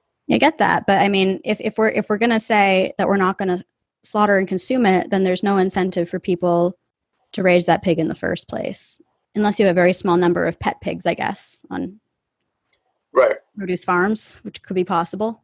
Or you can't force someone to raise a pig and give them a positive experience. Like it's a kind of an intense thing to do. Right. Yeah, I guess the reason why I kept bringing up humans in that argument is because the reason why I'm resistant to that argument is because the true difference about like why that scene is okay is because of the valuation of the animal, not because the animal is having a positive existence. Otherwise, we could make the argument that it would be a net positive to bring a person into the world, to raise them, to slaughter them for their organs, and they lived a happy life. And if we couldn't slaughter for them for their organs, then there would be no incentive for them to breed these people, and that would be a net negative. So it's about the difference. That's why I was trying to. I think it's completely different. I mean, one way I think it's completely different is that the human has the capacity for self-awareness of their situation. But I also think further it is different because there is something about humans. And I think we all recognize that. Like, I think even you, Katie, when I gave the example of should we just replace animal research with research on the severely mentally handicapped, there's something instinctual within us that says that is wrong. I think there's a reason for that. There's something to that feeling. I think that what's to that feeling is loyalty. And I think that question, for me, it's making me want to reevaluate my position on animal testing. Because I think it's a little inconsistent for me to say that animal testing is okay, where I can't see why it would be okay. I would not be okay with it when it came to humans. But then if I ask that same question I asked you back to myself, like what traits is it about humans that justifies it? I can't come up with any. So I think I need to... But there are traits, and we talked about this. I mean, humans are clearly different from animals. No, they're definitely very different. But what trait is it about humans that would... the capacity for self-reflection, the capacity for metacognition. But when we were talking about the case of a handicapped human, which... Those are traits that are different, but it's not clear that there's actually a causal link that these traits actually make the difference. It has to be more. Like, it has to be more. And I really do think that there is some, our civilization is predicated on the idea that every single human being has a divine spark. And many civilizations are not predicated on that idea. But I mean, I don't, as an individual, Western civilization is, and it's that idea that's allowed us to have all these abolish slavery, establish rights for women, What is a divine rights for people of different ethnic backgrounds. Okay. And I want to get to health concerns, and you just threw in like all of our civilization is based on like a religious idea, and like I feel like we shouldn't even go there, but just like let's not not a go given at all. there. Like that's not a given at all. I mean, for the record, I don't think that idea is part of the reason why you don't want to research on mentally handicapped people, Katie. That idea is part of the reason. Anyway, sorry, go ahead, Chris. It's not because I believe that humanity has a divine spark. No, for the record, Yeah, but Ariel's point is that's a culturally accepted ideal. Whether we literally believe it's a divine spark, it is something that we have in our minds and how we feel. I think it literally may be. Yeah, There's a reason why that idea is so valuable. I think that a mentally handicapped person, we talked about this, like say that, we had a smart pig or something like that has a certain IQ, if we can test that in a pig, and a certain mentally handicapped, or maybe somebody in a coma or, something like that, a vegetable, who has the same exact mental capacity as this pig. Right. I really don't think that, like, objectively speaking, there's some kind of divine spark that's in the human that is not in the pig. But I think that there are grave consequences to treating the human as though they're this object that would. There are societal implications. Like that's a slippery slope that would have very, very bad implications. Whereas doing it on an animal does not have those same implications. And so I think that's the reason why we have this okay feeling with doing it on an animal, whereas we feel this ugly feeling with doing it on a human. And maybe the vegans also have the ugly feeling about doing it on an animal. And maybe if I saw it happening to an animal, I would have that feeling as well. I try not to. Saad, if you want to you could you could support medical research on prisoners. That's one thing you can do if you want to give up medical research on animals. You could do medical research on prisoners and mentally handicapped people, very poor and desperate people, or just not have medical research, or have medical research progress at like 1% the speed it's currently progressing. So I don't see there's no real good option when it comes to medical research. Right. Yeah. I think that's it. There's no real good option. All of it is ugly. Well, there are computer models that are starting to come out so they can predict how certain chemicals react, that sort of thing. So there is something coming up. I want to. I'm sorry. I know we're all really in this, but I want to transition the conversation to nutrition and health concerns. Otherwise, we won't get there. So kick it off, Katie. Okay. So in this, we purposefully, on like the first half of this conversation, avoided the topic of nutrition and health concerns because we wanted there to be a space to talk about the ethics of veganism without just debating nutrition. But I think for a lot of people, and maybe for most people, what a lot of this is really about is there this benefit or even necessity to kill animals and consume animals? And we have our different ethical frameworks, but I think at the end of the day, like that's a lot of what it comes down to. It's like, do you think veganism is healthy? Do you think it's not healthy? Do you think we're more healthy eating meat? And I know that's what has pulled me away from veganism, like personally. I mean, I can start by pointing out a couple of things. Like there are nutrients like B12, which are not available in plants that you need to supplement. There are compounds like collagen, preformed vitamin A, certain amino acids like taurine and L-carnitine, and most of which, everything but B12, we at least think that the body, we know that the body can convert other amino acids into these amino acids. They're not essential, but I think that demanding of the body to constantly be converting precursors into usable forms may put a lot of stress on it. And that might be why we see so many vegans abandoning it, complaining of lower energy and things like that. Yeah, another example is omega-3 fatty acids, particularly DHA and EPA, which are hard to get sufficient levels of on a vegan diet. You have to, omega-3, DHA, and EPA come from fish, seafood, and certain other animal products in small amounts. You can get vegan supplement versions from algae, but you're not going to find it in any regular foods without supplementing. Ariel, Yeah, you were a so- vegetarian for many years, like 12 years, you said, which is a long, long time. And I know that you have studied neuroscience quite a bit, and that had some impact on you no longer being a vegetarian. Do you want to talk about that? Sure.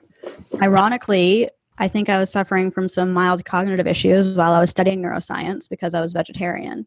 They say an ovo-lacto vegetarian diet can get most of the micronutrients that, let's say, are challenging for vegans to get. But the one exception is the exception I just brought up, omega-3 fatty acids, particularly EPA and DHA. Because the issue is you can get omega-3 from plant sources, but it's in its ALA form, and it converts at a very low rate into EPA and DHA, particularly DHA. And DHA is extremely important for cognitive function. And another thing is that cortisol, I just watched this on a podcast. Apparently cortisol is like competitive with conversion of ALA into DHA. Like if you have a lot of cortisol, like somehow the production of DHA goes down.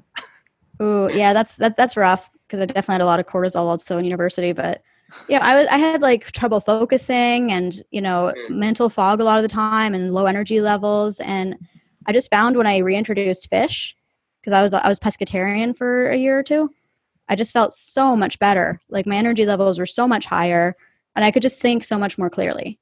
Like I feel like I got 5 IQ points. Like before, while I was vegetarian, like my body was pretty soft. Like I had extra fat, and like my skin was just kind of like there was like a spongy texture to my body kind of, and like under my skin. But after I went back to meat, like it's like my body just like tightened up, like just in really, really quickly, like in a few weeks. I just suddenly had like muscles showing through my skin and stuff like that. And I definitely feel way healthier since I stopped being vegetarian, but switching from vegetarian to pescatarian was the biggest change for me. So, but did you supplement like plant-based omega-3s? No, I didn't. I didn't know anything about that. So that's an argument for it too. Like I started being vegetarian when I was like 13 or 14 and I didn't know anything. So the omega-3s, the EPA and DHA from algal oil are a new product. Like I've only seen those popping up in the last 5 years, and they've only really become common in the past few years, or affordable. It's worth noting also, like I would definitely recommend algal DHA for vegans if they're not going to consume any meat, but it's not really a universalizing solution because they can't produce that much algae for 6-7 billion people to have healthy DHA levels. Why couldn't they produce that much algae if we can produce that many animals? Like fish our fish stocks are depleting. It seems like it would be much easier to grow algae than to grow fish. I mean, it's available in much higher amounts in fish than in algae. The reason why the fish have it is because they consume algae. I'm not sure. Another thing that's important to note about supplementation is that supplementation is usually not as bioavailable as eating a whole food, because it'll just hit your bloodstream and then it'll kind of just go out of you and your body won't use it for anything. Whereas if you eat something like salmon it's like this animal that has a high level of the nutrient that you want, then it'll go into your digestive system, it'll spend a while in there, and those ingredients will get stored in your fat. So that so it'll get released over a long period of time, and then when you fast, when you're not eating, it'll come out of your fat and it'll get released again. So definitely, like eating supplements is not like you have to supplement like constantly, and you have to do it at much higher levels in order to have the same nutrient absorption as you would have from a whole food. I'm not sure it's ever possible to have the same nutrient profile from a supplemented vegan diet that you'd have on some kind of omnivore diet, but we can debate that. Saad, do you take supplements?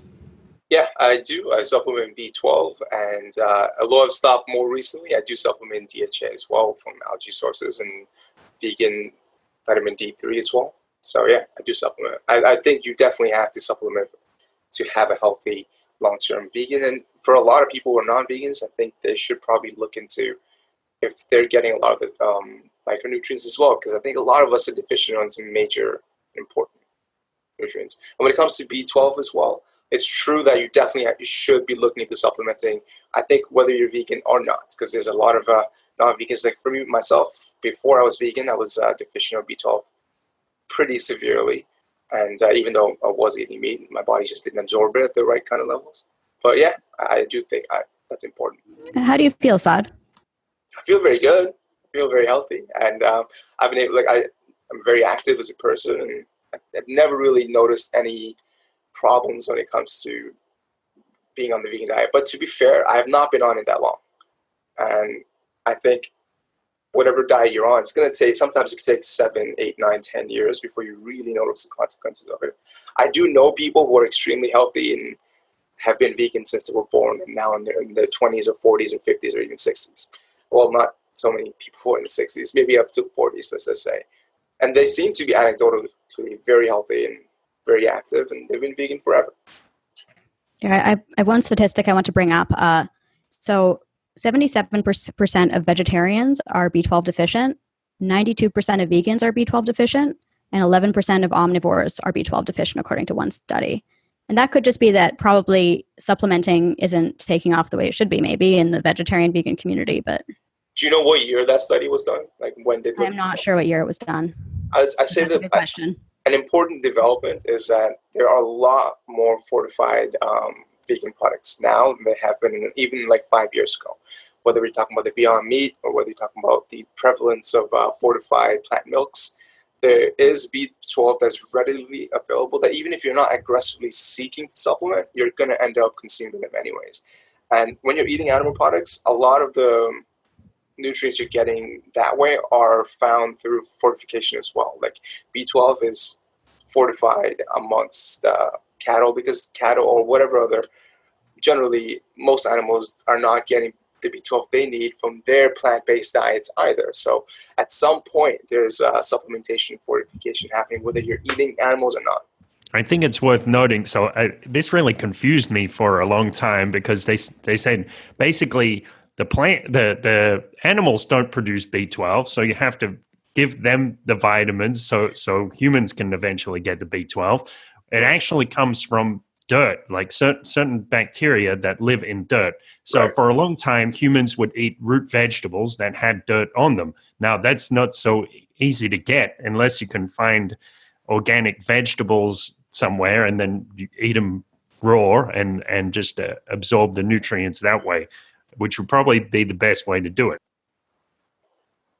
Yeah, I would suspect that we probably used to get some B12 just from eating unwashed like vegetables or whatever plants we were eating back in the day.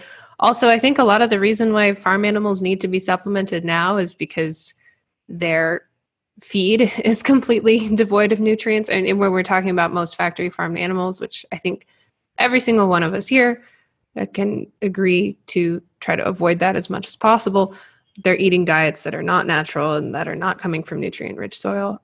Also, humans and other animals we have bacteria in our bodies that produces B12, but humans can't reabsorb that because it's produced lower in the digestive system. So like we'll have some B12 in our fecal matter.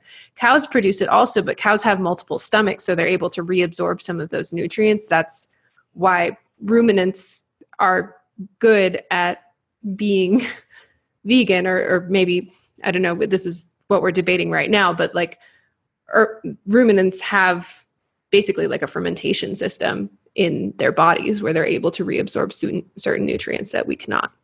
Right. And it's important to note that, yes, B12 comes from bacteria that come from the soil, and vegetables have B12 in them. But if you only get your B12 from vegetables, you have to eat a huge amount of them to get the same amount of B12 as you would get from eating just a small piece of meat. And this is why being a carnivore is actually an evolutionarily very advantageous strategy, because the animals, especially the ruminants, will go around and gather all of these nutrients from the soil and kind of concentrate them into higher densities. And then a carnivore can come along and eat it and much more easily get all of those nutrients. Yeah, like meat's one of the most nutrient dense foods we can eat, and it's not just B12 either. It's like B12, calcium, iron, selenium, zinc. So that one, methionine, creatine, vitamin A, vitamin D. Like there's selenium. I already said selenium, iodine. Like iodine's hard to get from unless you're eating a lot of algae. So it's rough getting the full nutrient profile without animal products. And another problem is that like a lot of plants that are rich in these important vitamins and minerals, like they also have anti-nutrients often. So like soy basically is an anti-nutrient to iodine, and so that's why a lot of vegans are low in iodine. And there's also a lot of plants that are high in calcium also are high in phytates, and phytates is an anti-nutrient to calcium. I think there's a similar thing that happens with zinc.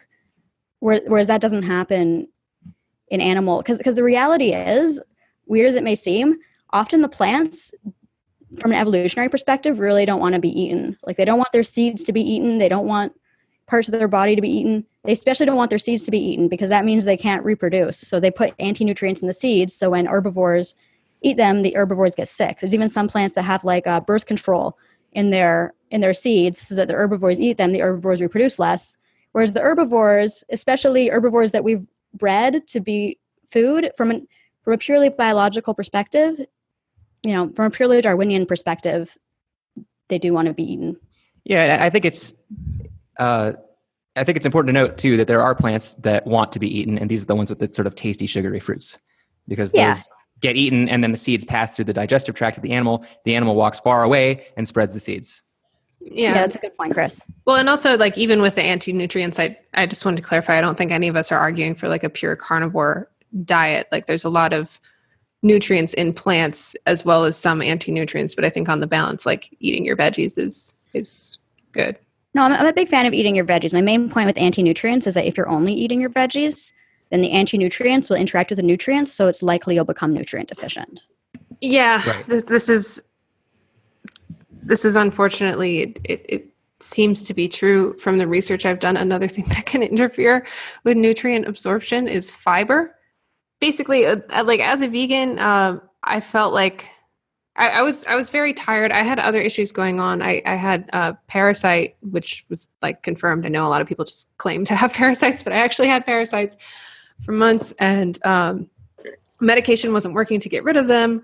I had to basically go keto to starve them of sugar in order to get rid of them, and that ultimately was effective. But the other thing I found during that time is, like, anything with fiber was very irritating. But before I realized I had parasites, the point of this was I was thinking I had nutrition deficiencies, so I was like logging all my food for a while in a website called Chronometer, which basically you enter in the food that you're eating and it tracks like all of your recommended daily allowances. And it is just hard to meet all of your needs as a vegan. Like, you can do it, but it's like, oh, I need selenium. Let me make sure that I have a Brazil nut, and I need this vitamin E. Like, maybe make sure I get some sunflower seeds, and then I need this different kind of nuts for like magnesium or whatever. And I need to make sure that I'm getting enough calcium. So let me make sure I'm drinking fortified milks or eating like a lot of specifically colored greens. It can't be spinach or some other kind. It's got to be like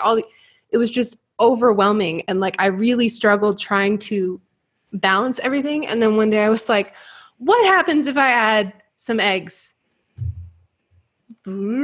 Like, you just add one thing and all of these nutrients that you're low in just fill up almost effortlessly. And then I haven't gone to eating meat itself, but I was like, what happens if I put chicken in there? And I was like, it's true. It's extremely nutrient dense in particular nutrients because the animals are eating all these things and concentrating them in their bodies. And you can meet all of your needs on a vegan diet, I think.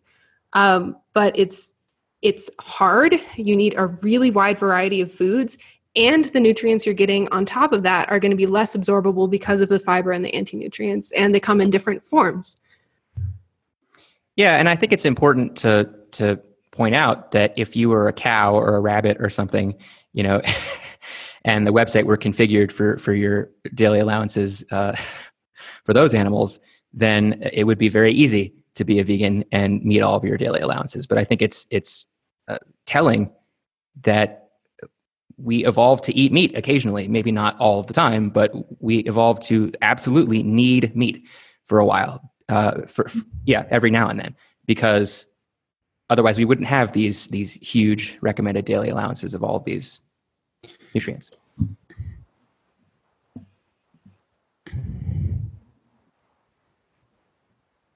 Do you have a comment on that, Saad? What do you think from an evolutionary perspective? Oh, I don't actually have a very strong stance on that, but I think whether we evolved for it or not, the question is like, is it practically possible for us to be very healthy now, and how hard is that really? I know Katie did struggle with it at some point, and I know there have been many other people who are vegan who had a relatively easy time with it, but eventually developed certain deficiencies. anecdotally, I know a lot of other people who've been vegan their whole life and never did develop stiff. And I don't really know the mechanisms of why it's harder for some people as opposed to others. For myself, it seems to be pretty easy. And I know there are certain organizations like the Academy for Nutrition and Dietetics or other organizations that say it is definitely possible for you to eat a completely healthful vegan diet, appropriately planned. And to be honest with you guys, I just haven't done enough research to know why it breaks down in certain cases. I can speak to that a bit. I just want to say, like, in my research for this episode, I came across, like, there's actually specific genes that affect people's ability to both, like, absorb nutrients like iron and to convert precursors into vitamins. So, like, for example, like, carrots have a lot of beta carotene, which is a precursor to vitamin A. And there's some people who just have a gene that makes it so their body is, like, super good and excited at converting beta carotene into vitamin A. And other people just don't have that gene. And so it's possible that some people just have, like, a complement of genes that just works really well with veganism. Or another way of looking at it is some people might have a complement of genes where their vegan diet starts causing health problems after 5 to 7 years, and other people might have a complement of genes where their vegan diet starts causing problems after 50 to 70 years. We don't know quite what's going on. But it definitely seems to be the case that there's certain genes that make people more, that make people's bodies more receptive to a vegan diet, and there's genes that make your bodies less receptive to a vegan diet. So that could explain some of the individual variability. So, Right. so Saad, you said that you do know some people who've been like strict vegans their entire lives and they haven't had any problems. Yeah, I do. Yeah. Like how many years? Literally like 30 years? Yeah, I know many. Been vegan? Yeah, in the vegan community in Toronto, I know many people who've been vegan more than 30 years, and people who were in their 20s and 30s who were born vegan. Okay.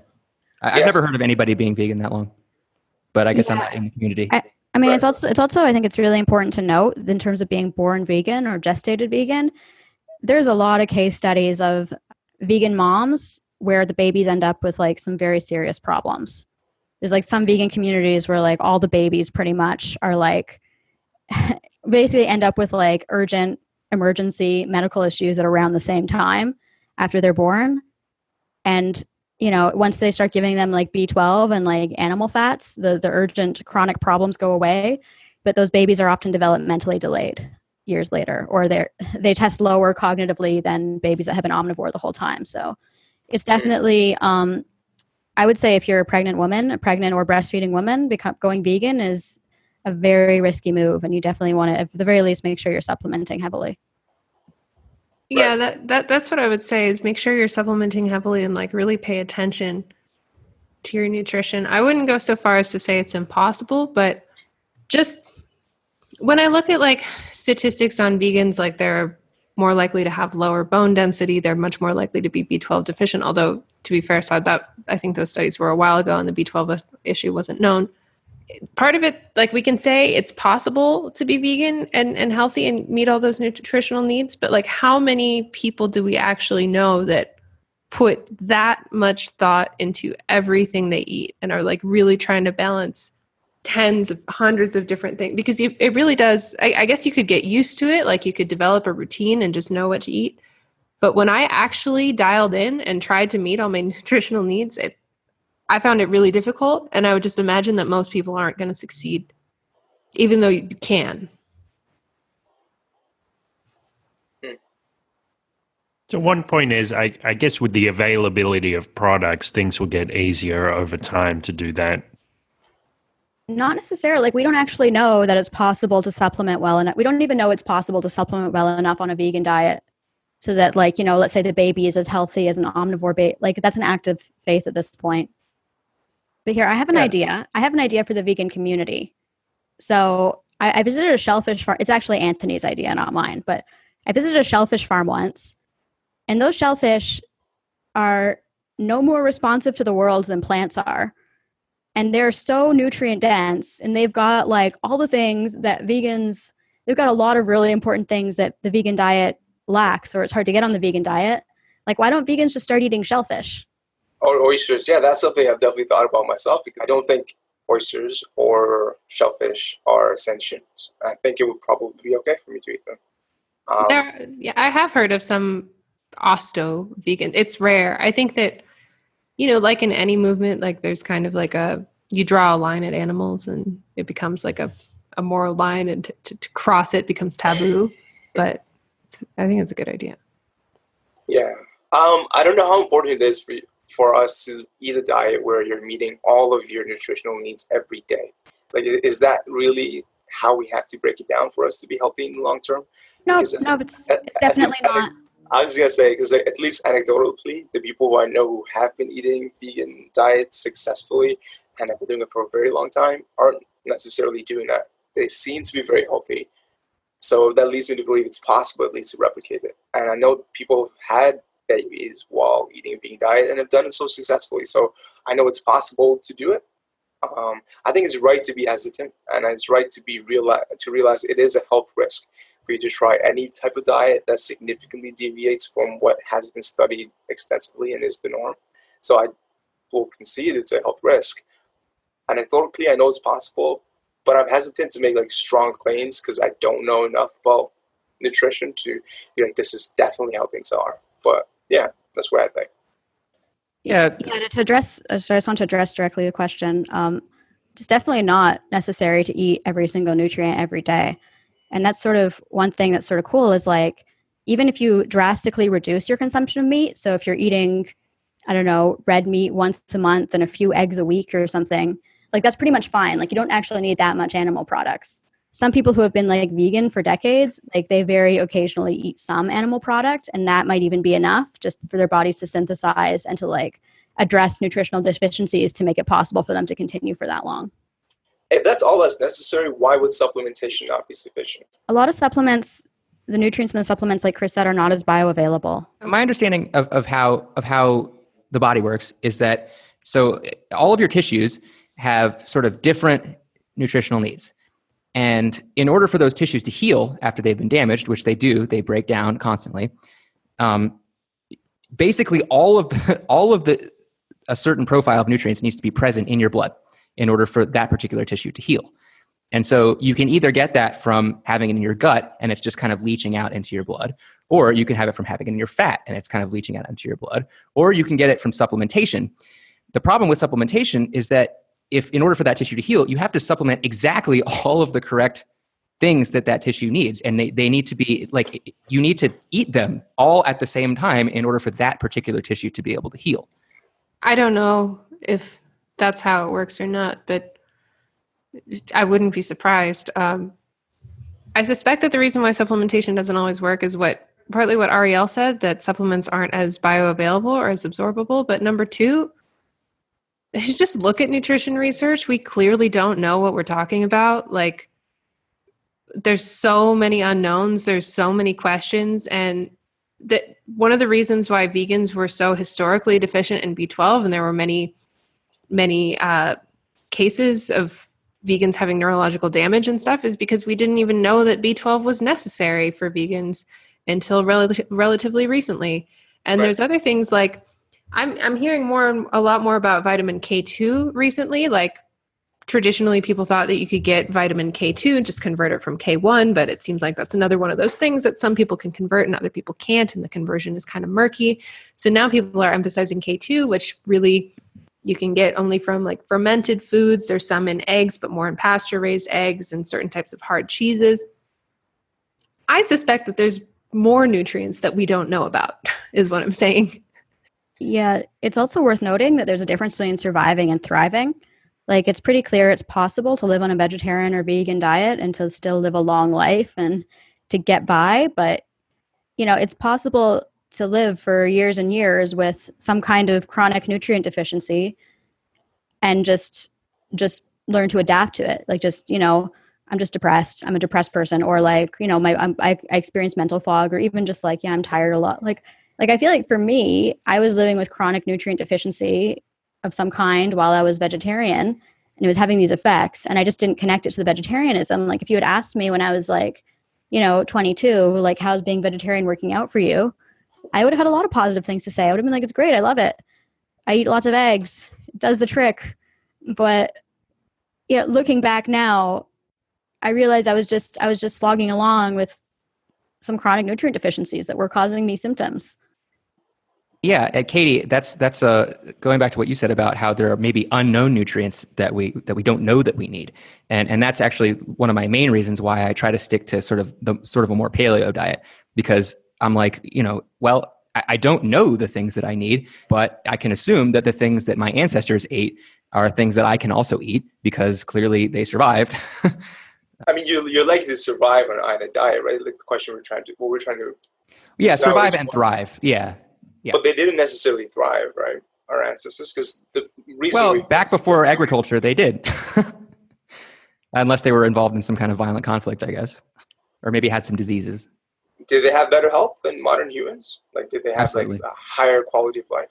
Yeah, there's actually been anthropological studies where they've taken concurrent and co-located tribes, where one tribe was agricultural and the other was hunter-gatherer, and they've studied them. They were in the same time in the same place, and they've studied their bone density and their teeth health and all that. And the hunter-gatherers had much better health, judging from their bones and their teeth, than the agricultural societies did. Than the agricultural, but not necessarily relative to modern humans, right?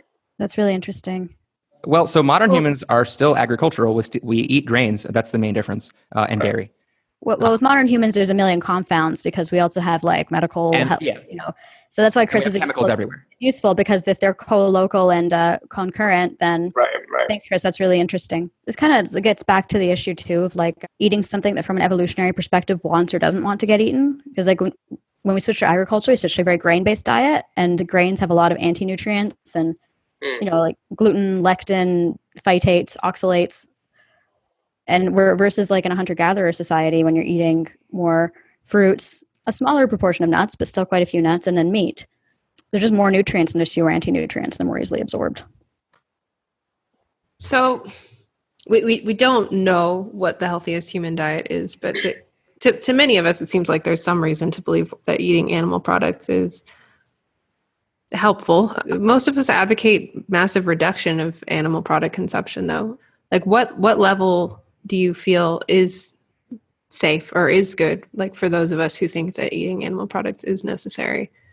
Because it's still a moral consideration. Like we don't want to do more harm than is necessary. Definitely, you want to be meeting your own needs. At least that's how I see it. I want to meet my needs. So if I'm trying to put on muscle and I need a certain amount of protein in order to do that, then I'm going to eat the commensurate amount of meat that is required for that. It can be significant if you're trying to put on muscle. If you're just trying to maintain your muscle, then that's a different story. You probably don't actually need that much protein. But yeah, basically I would say there's a lot of directions I can go with this. If you're eating super high quality meat, then and not supporting factory farms, I would say that's a plus. If you're eating a bunch of low quality meat, I would say that's a negative. I don't actually know if you're eating like super high quality meat, I don't actually know if there's an upper limit on how much you can eat. There's actually people who eat carnivore diets where they don't eat plants, they just eat meat. And those people seem to be doing all right. So in terms of health, I don't know if you can actually have too much, but in terms of ethics, yeah, it seems like there's a certain amount that's reasonable. I mean, Chris, you said that, like, I guess like I'm sort of wondering like how you define like your needs and what's reasonable, because you can make the argument that like, why do you need to be muscular? Why can't you just be satisfied being skinnier and flabbier and not killing as many cows? Because I want to maximize my gene expression so that I can maximize my reproduction. And you can certainly put on a considerable amount of that. I know quite a few people who are bodybuilders who are vegan, and myself, I've put on a fair bit of muscle since being vegan, and don't think it's very hard to get the amount of protein you need for muscle protein synthesis. Yeah, definitely. I was going to say, like, Saad does parkour and plenty of other things. He seems to be. How much muscle have you put on, Saad, since, like, in terms of weight? I don't actually have like maybe like 10 pounds so far, but around 10 pounds. I don't know the exact amount of lean muscle since I've put on, but all of it has been, and my entire like weightlifting journey so far has been while being vegan. But that's just one particular anecdotal. That's not that relevant. I know quite a few people who are far further on in their weightlifting journey, and they've been vegan their entire time. So it's certainly possible. Yeah, but it's not just the time that you're weightlifting though, because I mean, if you're saying that you're a fairly recent vegan, then your body still has all those, stores and backups, and is probably got no nutrient deficiencies. So it's we're talking specifically about protein though. No, but I mean, I get it, but it's Because I'm speaking specifically about protein. You're right, like certain deficiencies take longer to accrue, and maybe that could affect your ability to put on muscle as well. That's a different conversation, I think. Or if you're talking specifically about muscle protein synthesis. Yeah, well, I'm not talking specifically about protein. I mean, that's a big one, but there's a bunch of other stuff that goes into building muscle mass that is really difficult to get from vegan foods. The strongman champion of the world, or one of the very top strongmen, is vegan, and he has been for several years. He takes a lot of rice and pea protein as supplements. Right, but where did he get that muscle mass? Did he already have that muscle mass, that muscle protein in his body before he went vegan? I would guess that he did. No, I don't think so. He talks about it in interviews, and he addresses that question. So people are interested, they can look that up. Yeah, I'm not sure about it. It's hard to know. Like, there are a lot of vegan professional athletes that have been vegan for many years. And I don't know, like, in any particular case, whether they built their muscle as a vegan or before they went vegan and then they maintained their muscle. But I do know it's not impossible to build muscle as a vegan. And I personally know I have a bodybuilder friend who built all of his muscle as a strict vegan. And like, he's big. It's definitely possible to do. I'd be more concerned about other things. What are the other considerations outside of protein that you think is necessary for muscle protein synthesis? Well, again, it's like no one is making the argument that it's necessary, because I think we all agree that there are vegans in the world who have big muscles. I think the question is, it's clearly easier to build muscle when you're eating meat, and it's faster. And that's the question of how much do we value human time, right? Because I would say, do we know it's faster? Like, what are the I mean, so for me specifically, this anecdotally, somebody asked me, like, how do you see your needs or something like that. For me, it's been very difficult to put on muscle. And so basically at this point, I'm trying everything that I can. So meat seems to be working the best. Are you able to successfully put on weight, but it's not in the form of muscle? Are you gaining weight overall? Well, no, because I know how to gain weight, and that's to eat a lot of carbs, which I do sometimes in order to put on muscle. In order to put on muscle, you have to eat a calorie surplus, and you also have to eat enough protein. Right. And you also need a bunch of other stuff, and you also need to lift heavy and things like that. There's quite a bit of like evidence on what is the optimal amount of protein you need to consume. Right, and it's probably different for everybody. I'm just saying, for me, I'm experimenting to find what works for me, and so I think it would be crazy to not try meat.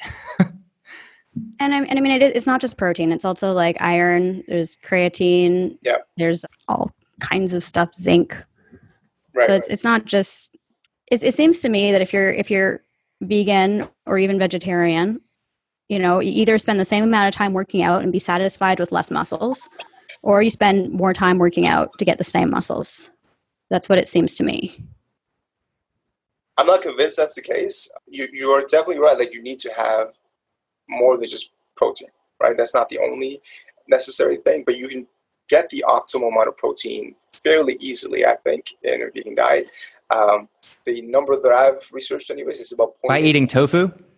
Yeah, tofu is a part of it. Beans are a part of it. I can't eat tofu is so unhealthy. We can talk about tofu at some point. But you don't have to eat tofu if that's not what you want to. I personally do. But there are other... Yeah, sorry. Tofu is horrible for the environment and for animals too, but we can talk about that. The vast majority of soy production goes to animal feed. Calling out vegans for eating soy is kind of a... Okay, Katie, do you want to get into this, or do you want to keep on the... Sorry. Well, I don't know. You brought it up, and I just want to say, like, whoa. Well, I feel like I've been pretty clear through this whole conversation. I'm in favor of pasture-raised beef, which is not soy-fed. So, and vegans eat a ton of soy. Anyway.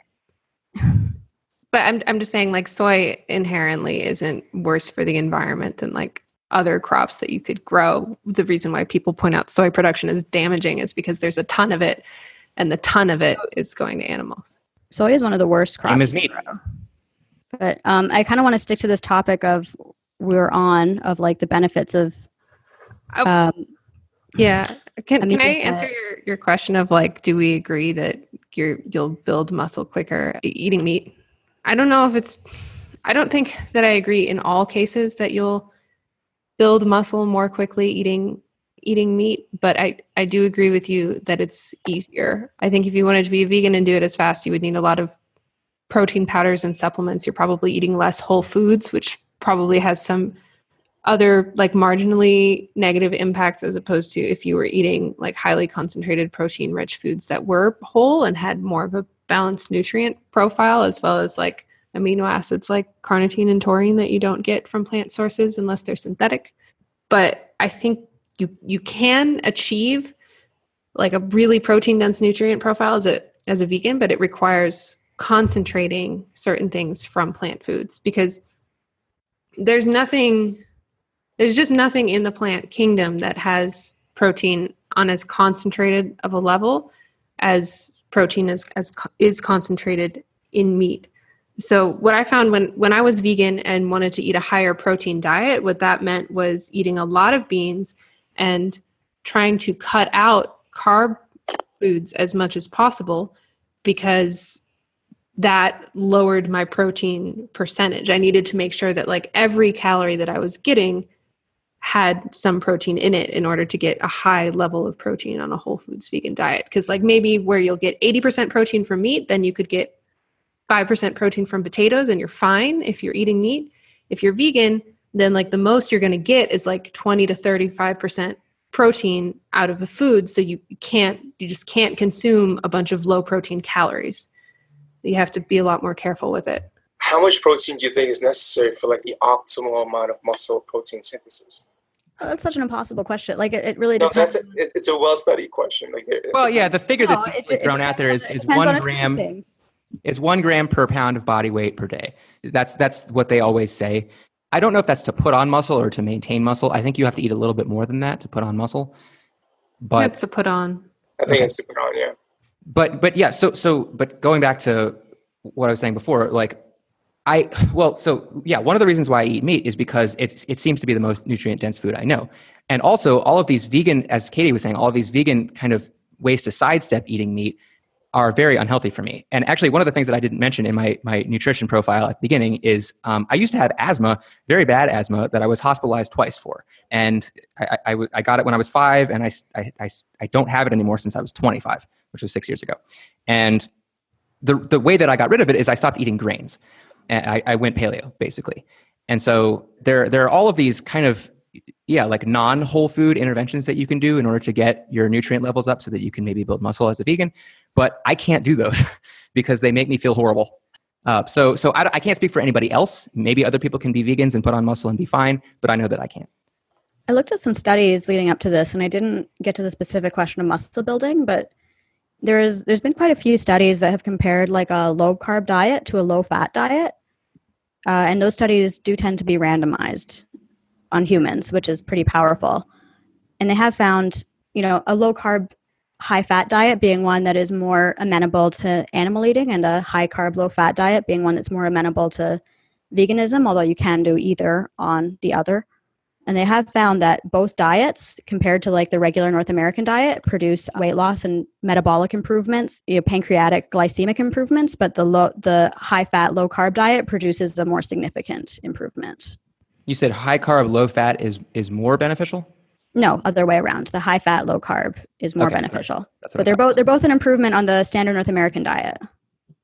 It should be noted as well, like they're relatively small studies, but there have been studies published as well as like doctors that successfully treat and even reverse heart disease and atherosclerosis with very low fat vegan diets. And by that, I mean like extremely low fat vegan diets. So it seems like for certain health issues, going vegan and extremely low fat can be like a really, really powerful intervention if your cholesterol is extremely high and things like that. Yeah, well, that's sort of consistent with what I just said, because it's the idea that a high carb, low fat diet can definitely be beneficial if you're on a standard North American diet. Like it can fix a lot of things, but there is evidence still that the high fat, low carb diet is more beneficial and doesn't cause a lot of the cholesterol effects that have been believed in the past. Yeah, I'm not saying it's inconsistent, but I have not seen anything where a high fat, low carb diet was used to reverse heart disease. I have definitely seen cases of that, studies of that, which I can link. I was just reading a study this morning where it helped increase insulin sensitivity in type 2 diabetics. So another important thing that often isn't controlled for is, again, the quality of the food. High-fat foods, on average, are very unhealthy because the way that they're grown or raised is on very unhealthy nutrients in very unhealthy conditions, on very unhealthy soils. So an animal fat especially, anything that's in the animal's blood is going to get stored in its fat. And so if 90% of animals are being raised in very poor conditions, then the quality of their fat is going to be very terrible, and eating a lot of it is going to be very bad for you. However, if you choose animals that were raised in very good conditions, they have a lot of freedom, they can eat whatever they want, they can eat this or that as their body tells them, and they don't have, they have a balanced nutritional profile, they get the proper amount of rest and all of that. The fat from those animals is going to actually be really healthy, and a high amount of that fat is actually not going to be bad for you at all. It'll actually be really good for you. And so I think a lot of these studies are just they're very low resolution, and they don't really tell you the whole picture. Yeah, totally. And I think a lot of the studies on like veganism, like where they show like that vegetarians are more healthy or vegans are more healthy, it's because they're comparing it to the standard North American diet, where like people haven't made any interventions on their diet versus cases where people have made some intervention. So. Right, exactly. The standard American diet is like anything. Like this is why there's all these fad diets. Like anything that you do to change that is probably an improvement. Yeah, it definitely does seem like there are some benefits that you can get if you're eating meat or animal products that are better raised. Like I know, for example, pasture-raised eggs have a much higher omega-3 content than factory farm eggs, and the fat profile is completely different. How feasible is that, though, is my question. I mean, that's what I'm doing. I'm basically just having some pasture-raised eggs and certain other supplements, and I know you guys focus on healthy meat, but do you think that is feasible on a societal level, or does it make more sense to advocate something like veganism if we want to end factory farming and environmental destruction that comes along with it? I mean, there was one study I wanted to share with you guys that I read in preparation for this. It was a 2017 study. It was carried out by people in the regenerative agriculture movement, which is, I guess, an attempt to make agriculture more sustainable and preserve topsoil and stuff. And it was really interesting because they used this system called adaptive multi-padlock grazing, where they would basically take the cows and they would, instead of just letting them like graze the life out of a particular pasture, they would like move them from pasture to pasture. And apparently when they do that, the cows actually improve the quality of the soil. It's like when they just eat just enough grass to like prevent the incursion of like woody plants, where they preserve like the mycelium and the deep insect ecosystem of the soil, which is like so important. So it actually regenerates the topsoil when they do that. And when they raise cows in this way, the cows are actually carbon neutral. So the methane and other byproducts that they're producing is equaled by the amount of carbon that gets sequestered into the pasture. And they're actually talking about this as a way to like regenerate soil that's been damaged by plant agriculture. So it's that's sort of the kind of thing that I really, when it comes to agriculture and eating, like we haven't talked about this at all, but I truly believe that like growing our food and procuring our food in a way that creates and preserves ecosystems is so much more important than any of the really like then it's just an extremely important consideration. Like, and when yeah, and I really see that being possible in a way that includes animals. Maybe we should back up and just talk about what the issues are with the environment. Yeah, so apparently cow farts produces a lot of methane. That's a big one. Methane is apparently a much worse greenhouse gas than carbon dioxide. I think it's like 4 times the effect or something like that, or maybe more. It might be like, I might have that wrong. So that's basically, the more cows we have, the more the atmosphere is being destroyed and the more the earth is warming up. There's also the issues of deforestation, where rainforests and forests like the Amazon are being cleared in order to make room for these pastures for these cows to graze on. So that's obviously an ecological disaster. There's the issue of, I think, water consumption. Cows apparently just drink tons and tons of water, and I don't remember the exact stats on it, but it's I think it's more than humans. I think the animals actually are using a lot more water than the humans at this point. So did I get all the big ones? Yeah, I think those are a lot of the big ones. And another thing is just about kind of the general resource allocation and resource use. Whenever you're raising an animal, the animal is obviously eating lots of food, it's eating lots of plant foods, and it's concentrating those nutrients into its body, but it's not like everything that an animal consumes goes into their body. Obviously, you eat a lot more volume than you become because you're also burning calories through metabolism and, expelling those as heat. So a lot of the energy of the plant foods that are grown to feed animals is lost. And so there's a lot of water use that needs to go. It's not only the water to feed the cows, but it's the water to grow the plants to feed the cows. This could be a little bit different if we're talking about grass-fed animals. But the issue there is that there's already so much land used for animals and for agriculture in general. It really seems unclear. Like I've seen some studies that show like we could not feed the human population on grass-fed beef or on animals that were raised in pasture because there's just not that much land for the hundreds of billions of animals that we're raising. Like if we want to raise anywhere near that many animals, we have to pack them tiny. Yeah, for sure. And I definitely think we all agree that the number of cows we should be raising needs to be reduced. And I think the points you guys are making are really good points for like the a lot of the problems with this system of like, growing these crops, these like monocrops like soy and corn and grain, and then feeding them to the cows. It's just a terrible way to do it on both sides, both on the sides of the factory farm and on the sides of the monocrop crop.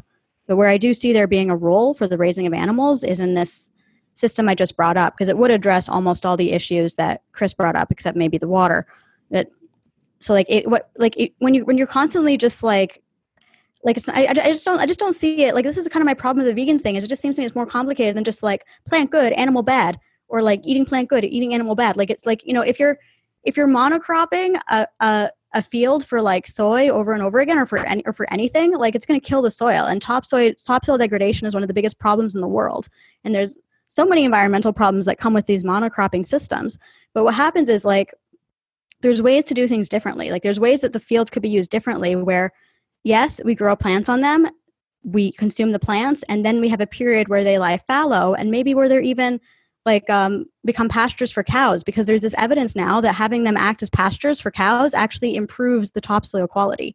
It makes it so that you can grow plants on them again more easily. And so that's why I'm saying like this ecosystem model where things feed into each other, where you have like, plants on one hand, cattle where necessary or where useful. I just see it as a more sophisticated and more holistic approach than just being like, just cut out all the animals. I definitely think I'm not going to say that it's always going to be better, environmentally speaking, to eat plants over animals, because like the example you pointed out, like if you're comparing eating monocultured crops to, let's say, pasture raised or even hunting, is there some possibilities where like the environmental impact of eating animals is less? I think that's it's definitely the case. But the vast majority of animal products is what I'm mostly concerned about, which is created through factory farming. If you want to advocate for a world where there's no factory farming and that the only animal consumption is done through pasture-raised animals, I would just have a lot less energy to even entertain that discussion. I would still be interested. I think it would not be a significant of a conversation. What really motivates me about this topic is factory farming, and that is how most people, and maybe including some of us, like if you guys are eating animal products, are you completely avoiding factory farmed animal products? That's kind of really my whole point here. Like that's what I'm focused on. So is it about personal purity? Like, are you completely like the soy is like a major part of the problem of what's causing the colony collapse syndrome in the bees? Because in the U.S. they use neonicotinoid pesticides on the soy. Right. And that's part of what's killing the bees, which is one of the greatest environmental crises of our time. Like, are you completely avoiding soy? If you're asking me if I'm completely avoiding animal products that have been factory farmed, like, is this about personal purity? Well, I'm speaking, there's two different cases, I think, is the environmental aspects and the more ethical aspects of the suffering that's caused towards animals. I do think I need to reevaluate my consumption of soy. I think I kind of like more flippantly made the decision to like allow it in my diet. I don't eat a lot of soy, but I do eat it from point to point. I do know, like, again, like even the consumption of soy is far greater when it comes to factory farmed animals, like where most of the soy is being produced is for that.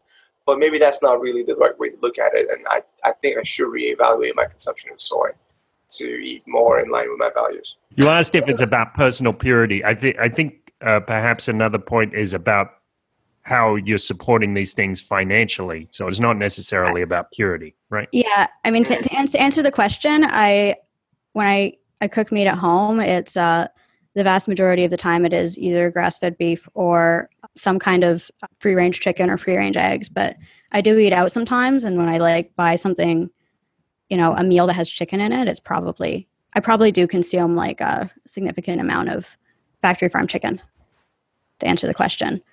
But it's, and then we get into the conversation of like, is this boycott tactic of factory farming the way we want to go? Or like, even like how do we view the transition from the current system into a system that we're talking about, this more like ideal system?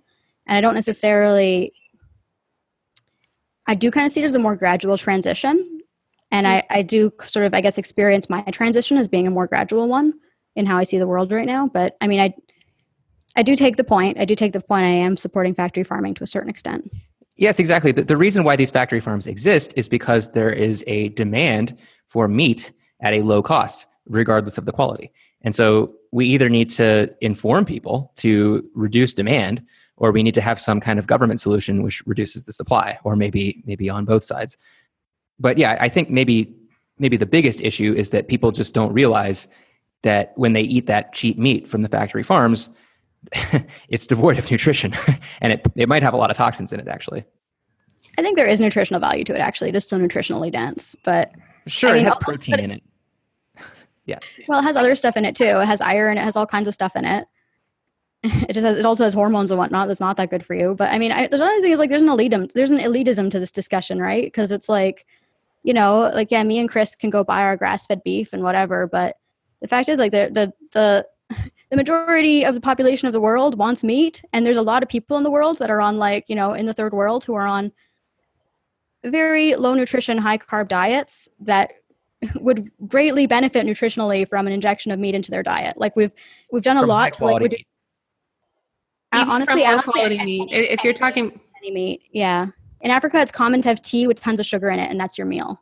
Yeah, people often accuse veganism of being an elitist diet, and I guess to an extent you could say that it is because it requires some supplementation, but poverty diets are mostly plant-based. It's mostly based on legumes, rice, very simple things, because meat is very resource intensive. And like the most elitist diet that I could think of is one where we're advocating like only pasture raised animal products and eating a high fat, low carb diet that's extremely expensive, resource intensive, probably not feasible for most people. I agree with you, Ariel, that like it does seem like there's some potential for regenerating the environment with these kinds of practices, but is it even possible to sustain 7 billion people that way? We'd have to reduce it a lot, which I know you're advocating, but like even would that even be possible? I'm not sure. I haven't actually run the numbers on this stuff, so it's hard for me to say. But the way my sense right now is like that diet, I do think it's the ideal diet health-wise, and I do think it's the ideal way to, no, I shouldn't say ideal, but I think it's a very healthy diet, and I think it would be a very healthy for the ecosystems to do things more that way. And I do think we're moving towards that, but I'm not entirely sure that I'm saying that I want it to happen tomorrow, because it seems to me, I don't necessarily know we're there yet. Like there's still people who are like, like I said, like there's still people who are like eating basically like rice and sugar water every day. Like we're just not nutritionally at the point yet. Or so I don't even necessarily say that factory farming should be phased out tomorrow, because I do place humans first.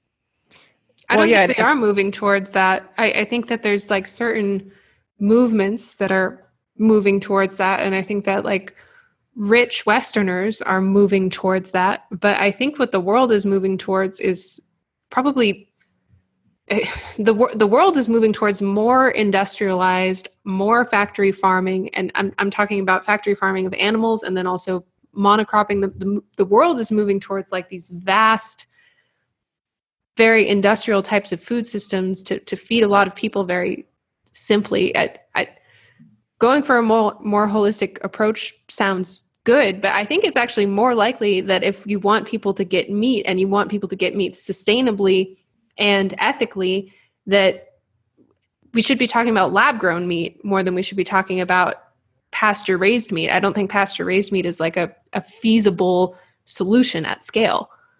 Yeah, if I were poor, or like if I were living in Africa or something like that, I would, from my kind of top-down view of how things are, it seems like the best thing for me in that situation would be just to have a plant-based diet. Because if I can't afford high-quality meat, then I'm just going to be able to afford low quality meat. And so I should eat it sparingly. I should probably have some maybe like dairy and eggs and plants.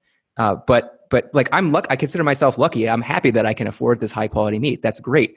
But for people who can't, I think maybe advocating a ton of meat is a bad idea. They often have like, well, no, I mean, this is like either way is like an industrial solution. Like often like those like, like the Maasai and like people in Africa, or they're already pastoral people. Like they're already raising pasture, grass-fed, meat in various ways. And I mean, I don't know. I don't necessarily think that like, growing out the corn fields or the soy fields and getting them on this like low nutrition industrial diet is a solution either. I don't necessarily. Sure. Yeah. If they're raising pasture raised animals, that's great. Or if they're hunting, that's great too. There's a huge distinction between rural third world and urban third world. And I guess when we're talking about like these grain-based, highly industrial, like nutrient-poor diets, it's pretty urban third world or impoverished rural third world where they're just making do with what they can. But there's also rural third world that's not nutritionally impoverished at all. I'm not saying it should be all pasture raised. I'm saying that using the method of grazing cows in a pasture is both a great way to restore topsoil, and it produces meat that can feed people. I don't say that should be the only thing we raise for food. Maybe it's just kind of a synthesis question. I want to ask this of everyone, but like primarily Saad, do you see potential for any kind of a unified movement against factory farming that isn't strictly a vegan movement? I think anything that's going to reduce kind of like the economic support towards factory farming systems is probably good. And anything that wants to move against the subsidies that the animal factory farming system gets currently, which makes it possible for it to create the cheap products that it does, is probably good. So in that way, there's probably, there's people we're not working entirely in cross purposes if what we are aiming towards is to reduce factory farming. Do we want to address the lab-grown meat question, maybe? I think it'd be great if we could ethically produce meat that's healthful, and doesn't have the whole ethical implications of having to take a life. I think it'd be great. Yeah, I'm very, very skeptical that lab-grown meat would be as healthy as a cow on a pasture. Like it's living this whole life, like gathering these nutrients from the soil and fermenting them in its digestive tract and concentrating them in its meat. And I'm very skeptical that lab-grown meat would do the same thing. I'm skeptical of that too, but I think that I'm not skeptical that it could be as healthy as meat from a factory farm. And I think it could be more efficient and less environmentally detrimental. If it happens, then yeah, it might get mass produced, and it might be this very, very cheap source of kind of very low nutrient density protein. For, I guess, people who are not as privileged. I am kind of skeptical of it, and it makes me think about like the baby formula thing. Like when they first came out with baby formula, they were like, it's the wave of the future, it's so much healthier, and all the moms are giving their baby formula and not breastfeeding. And it turns out that's actually way worse for the baby and for the mom. And it's rough because you can't really study that until you actually wait for them to like grow up. But I'm a little worried that I'm worried. I'm skeptical it's going to be as good. Yeah, I guess I should say this. So I was really, really hopeful about lab grown meat being like the solution because I thought it was going to be, cultured meat, nutritionally similar to meat, that they would be like, giving mind to it, trying to make something similar to meat. But what seems to actually be happening in the articles that I've read recently is they're like, it's like meat, but without the bad stuff. So we've cultured meat, but we're using like omega-6 vegetable oil fats instead of like the bad saturated. It's like, oh God, this is not good news, at least in my opinion. Yeah, omega-6s are, you need to keep them in basically a 1-to-1 ratio with omega-3s in order to have a balanced fat intake. And so most people are already eating way too many omega-6s. A lot of people have like a 30-to-1 ratio instead of a 1-to-1 ratio, which is very unbalanced.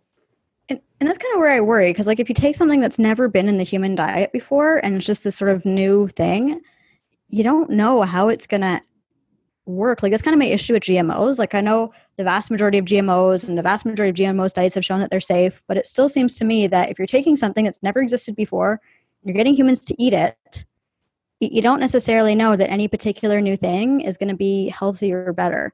And it's really hard to test that, like I said, because animals are not that much like us nutritionally, of all things. Well, yeah, and over the long term, if we find some food that a certain large segment of the population has genes that can handle it, then that particular synthetic food, might become something that we need, thousands of years down the line, because our genes adapt to it. But definitely in the near term, it does seem very risky to just experiment with stuff that we've never done before. I mean, I just think like we're at a phase in humanity where it's important that we be like healthy and at the top of our game and physically fit and mentally, like we have really big problems to deal with. And I just think we need to be as much on our game as possible. Like that's how I feel. And that's how I feel about other people. It's funny, like we have these huge problems to deal with, and a lot of them are caused by our food system. And it's difficult for us to be healthy on a mass scale, like on a humanity-wide scale, because of the issues that we've already addressed. I don't see it as hopeless, but it's a huge systems level problem.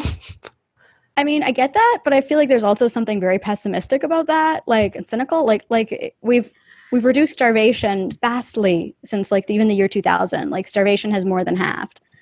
And I mean, like yes, there's still a lot of unhealthy things. Yes, there's the North American obesity crisis and diabetes crisis. And yes, there's still the third world malnutrition crisis. But I feel like hopefully if we're all on the ball, we're like moving towards something better that can help all different groups of people. Maybe I was the talking question about is a moving environmental crisis if right. we believe in that. Is it possible for us to have 7 billion humans that are eating optimally? Like maybe that's the question.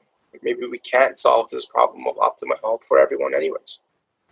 Yeah, I mean, maybe we need to have 1 million people who are eating perfectly healthy, or we need to have, 500,000 people who are eating perfectly healthy and 6.5 billion people who are eating suboptimally.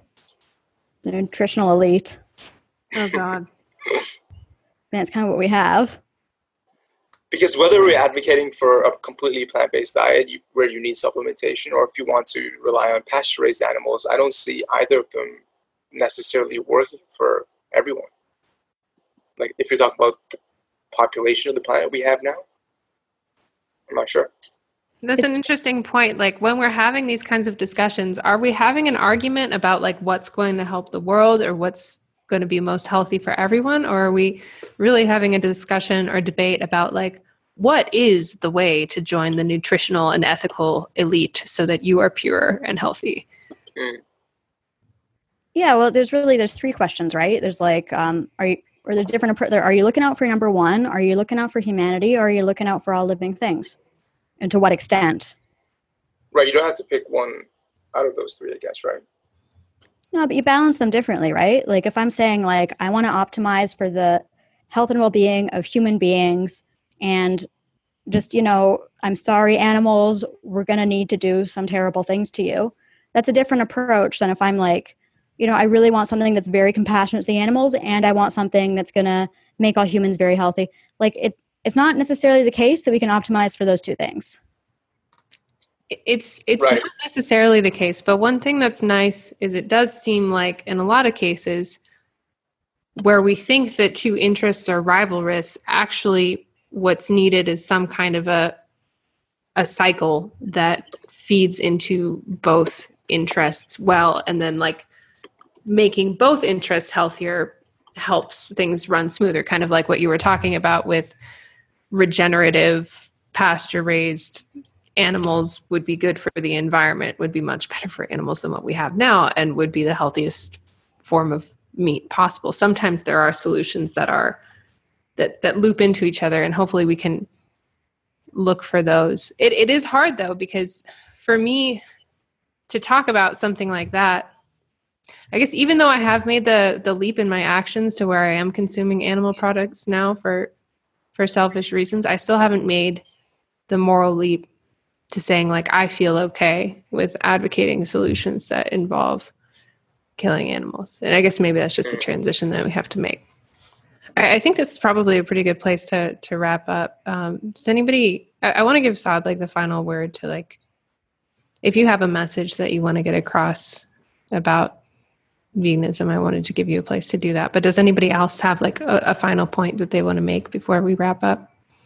I do want to say something. My whole perspective here, I was like really motivated into this topic from a purely, I think, because of factory farming. And that's where most of my focus has been. And I don't think I've done enough service in really looking into other alternatives like pasture-raised solutions. I think ethically, though, I would still be trying my best to avoid that and try to live healthfully as I want to. And I think going back to what Ariel was saying, there are different levels of consideration. And for me, I think my own health is very important, but it's a pretty even balance between those three things that she was talking about earlier. Yeah, I mean, that's all I really have to say. I think from this discussion, what I've learned is there's many areas where I need to relook at, like, for example, the animal testing, my own consumption of soy. And I think I see myself changing my perspectives on some of that. And that's all I have to say, really. Thank you. Sure. Thanks, Thank you, Saad. guys. Yeah, thanks, Saad. Yeah, thank you so much for coming on and sharing with us.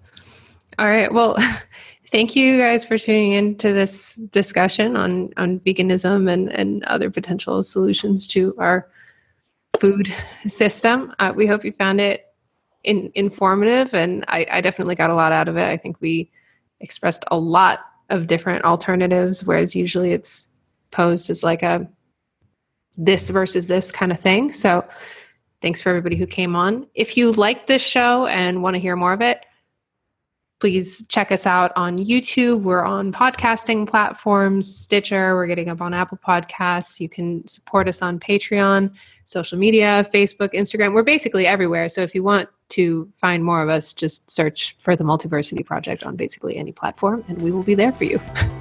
We're everywhere. Thanks for joining us on the Multiversity Project. We hope you found this episode both mind-bending and enjoyable. We can be found all over the social media space and at multiversityproject.co. If you like this content, give us a like, comment, follow, share, or support us on Patreon. Catch you on the flip side.